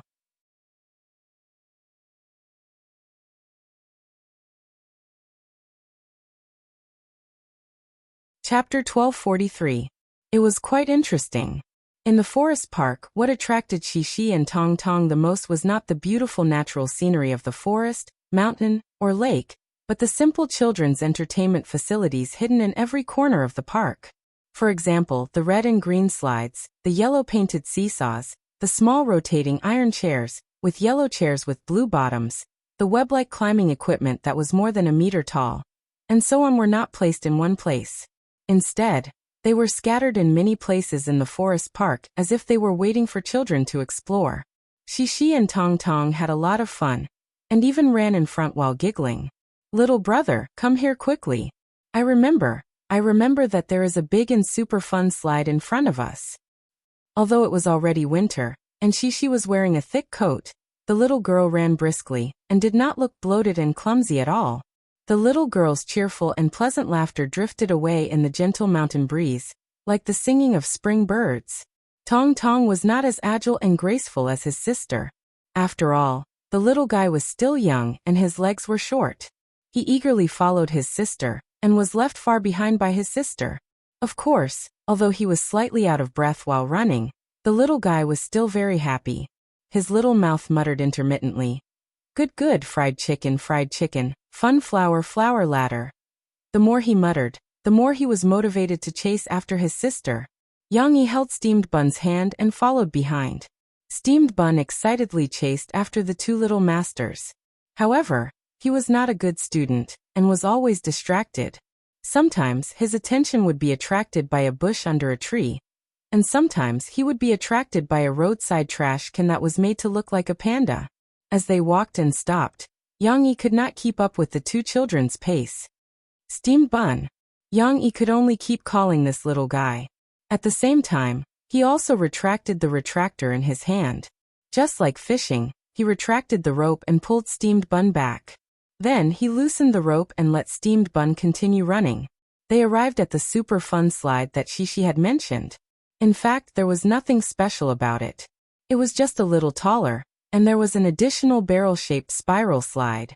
Although the highest point of the slide was indeed a little high, this section was safer than other open slides. This was because Yang Yi did not have to worry about Xixi and the others falling out of the cylindrical, opaque and transparent, space plastic slide. "Little brother, come on up." Xixi had already climbed up the stairs. Then, she stood on the 2-meter-high plank road with railings and looked out. She called out in a clear voice, "No, no, mommy is scared." Tong Tong grabbed the handrail with both hands. His chubby legs could not move when he saw his sister standing at a height of almost 3 meters. However, he did not come down. He was scared, but at the same time, he wanted to play. With so many complicated feelings, Tong Tong anxiously stamped his feet on the ground.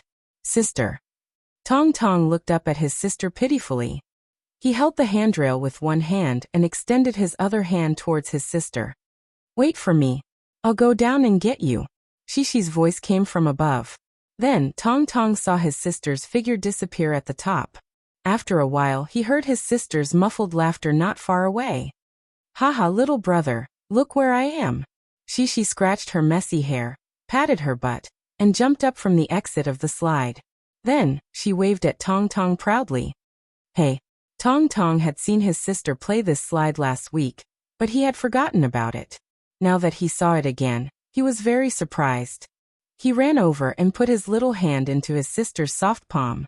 Then, he could not help but look up at the exit of the slide that his sister had slid out from. "That's where I slid down. Little brother, look." Xixi pointed at the slide enthusiastically and said to Tong Tong, "Little brother, let me tell you. It's super fun to slide down. It feels like you're swinging one way and the next. Then unknowingly you're coming down." Tong Tong looked at his sister with admiration. He did not know what to say. He only felt that his sister, who knew how to play and talk, was amazing. At this time, Yang Yi walked over with Steamed Bun. He smiled and said gently, "Xixi, bring Hua Hua up to play. Just slide down from the highest slide. Daddy will catch you from below." Yang Yi was actually a little disappointed when he saw that Tong Tong did not dare to go up. He could not help but reflect on himself. Did he spoil this little guy too much? In his previous life he did not know when it started, but he had already survived in dangerous jungles. Not to mention this kind of slide with enough protective equipment. He had even climbed towering trees that did not have any places to put his hands or feet. Compared to the shadow of death, the fear of climbing was insignificant. As Yang Yi's son and a little man, Tong Tong should show some courage. Afraid? He would not be afraid if he practiced a few more times. Therefore, Yang Yi let Cici bring little Momo up the slide. Although in the eyes of ordinary people, it was a bit cruel to let a little guy who had just turned 2 years old play on a 3-meter-high slide, in Yang Yi's eyes, this was just a small experience. Come on, Hua Hua. You can do it. Your sister is already sliding down. You have to work hard too. Don't let your sister look down on you. Yang Yi clapped his hands and said with a smile. Shishi, you have to be careful too. You can't come down now. You have to wait until Daddy catches your brother before you slide down. Otherwise, if you rear-end the slide, you'll get hurt easily. Okay, Papa, I know. Shishi was so tall that she could stick her head out of the guardrail and respond to her father in a crisp voice. However, Tong Tong stood at the entrance of the slide and looked at the dark inside. After all, it was a closed slide. He was scared again. No, sister, don't play this. Tong Tong turned around and grabbed his sister's trousers nervously. He said pitifully to his sister, But Daddy said you want to play. Shishi scratched her head and said awkwardly, But I'm scared. Hua Hua is scared. Tong Tong was shaken. He looked back at the slide and then looked up at his sister with his big eyes for help. Hua Hua, come on. You're a man. What are you scared of? Daddy's voice came from below. After hearing her father's hint, Shishi gently grabbed her brother's hand and persuaded him. Brother, you're right. You're a man. Don't be scared. Then it's really fun. I won't lie to you. If I lie to you, I'm a puppy. I'm a steamed bun, okay? Papa is waiting for you downstairs. After some persuasion, little Swanee finally sat on the slide. He was about to hesitate and turn back to ask his sister for help, but his little butt slipped and his whole body disappeared into the slide all of a sudden. Yang Yi didn't know what Tong Tong experienced in the mysterious slide. He only saw his little figure passing through 2 transparent slides. Soon, Tong Tong dizzily slid out of the slide. Not bad, not bad. You're very brave. Don't you think it's not scary at all? In fact, it's quite fun. Yang Yi hurriedly bent down to help the little fellow who had just gotten up and was still unsteady on his feet. His mouth was full of questions. However, the scene in front of him almost made Yang Yi burst out in laughter. When Tong Tong got up from the ground, his hair, which hadn't been cut for a long time, stood up one by one. It was just like the hairstyle that was very popular in his previous life. The principle was simple. It was already dry in the winter, and the slide was made of plastic. When he slid down, the static electricity produced directly made Tong Tong's hair stand up. Shishi also had static electricity, but her hair was too long and too heavy, so it didn't explode like Tong Tong's. Steamed Bun seemed to be frightened by Tong Tong's hairstyle. He first moved closer to him. Then he was scared and retreated. Luckily, the smell was still his little master's. After confirming, Steamed Bun moved closer and licked Tong Tong's little hand. Little Momo was completely unaware. The spiral slide made him a little dizzy, as if he was drunk. He stepped on the grass with one foot and then the other, but the little guy was no longer as scared as when he came down. Instead, he liked the feeling of being swung around in the slide and laughed foolishly. Shishi received her father's instructions and slid down the slide. When she saw Tong Tong, her father was taking pictures of Tong Tong with his phone. She noticed that Tong Tong's hair was a little strange, so she looked at it curiously. What's wrong with little brother? Shishi muttered. However, before her father could answer, Tong Tong impatiently reached out his little hand and held his sister's hand. The little fellow who had recovered his strength grinned and said excitedly, Sister, let's go there and play." He pointed at the slide that he had just slid down. It was obvious that the little guy had forgotten his fear and was addicted to playing. You're tuning in to the Earbook Haven YouTube channel. Don't forget to subscribe and join us on this journey to catch the most captivating stories.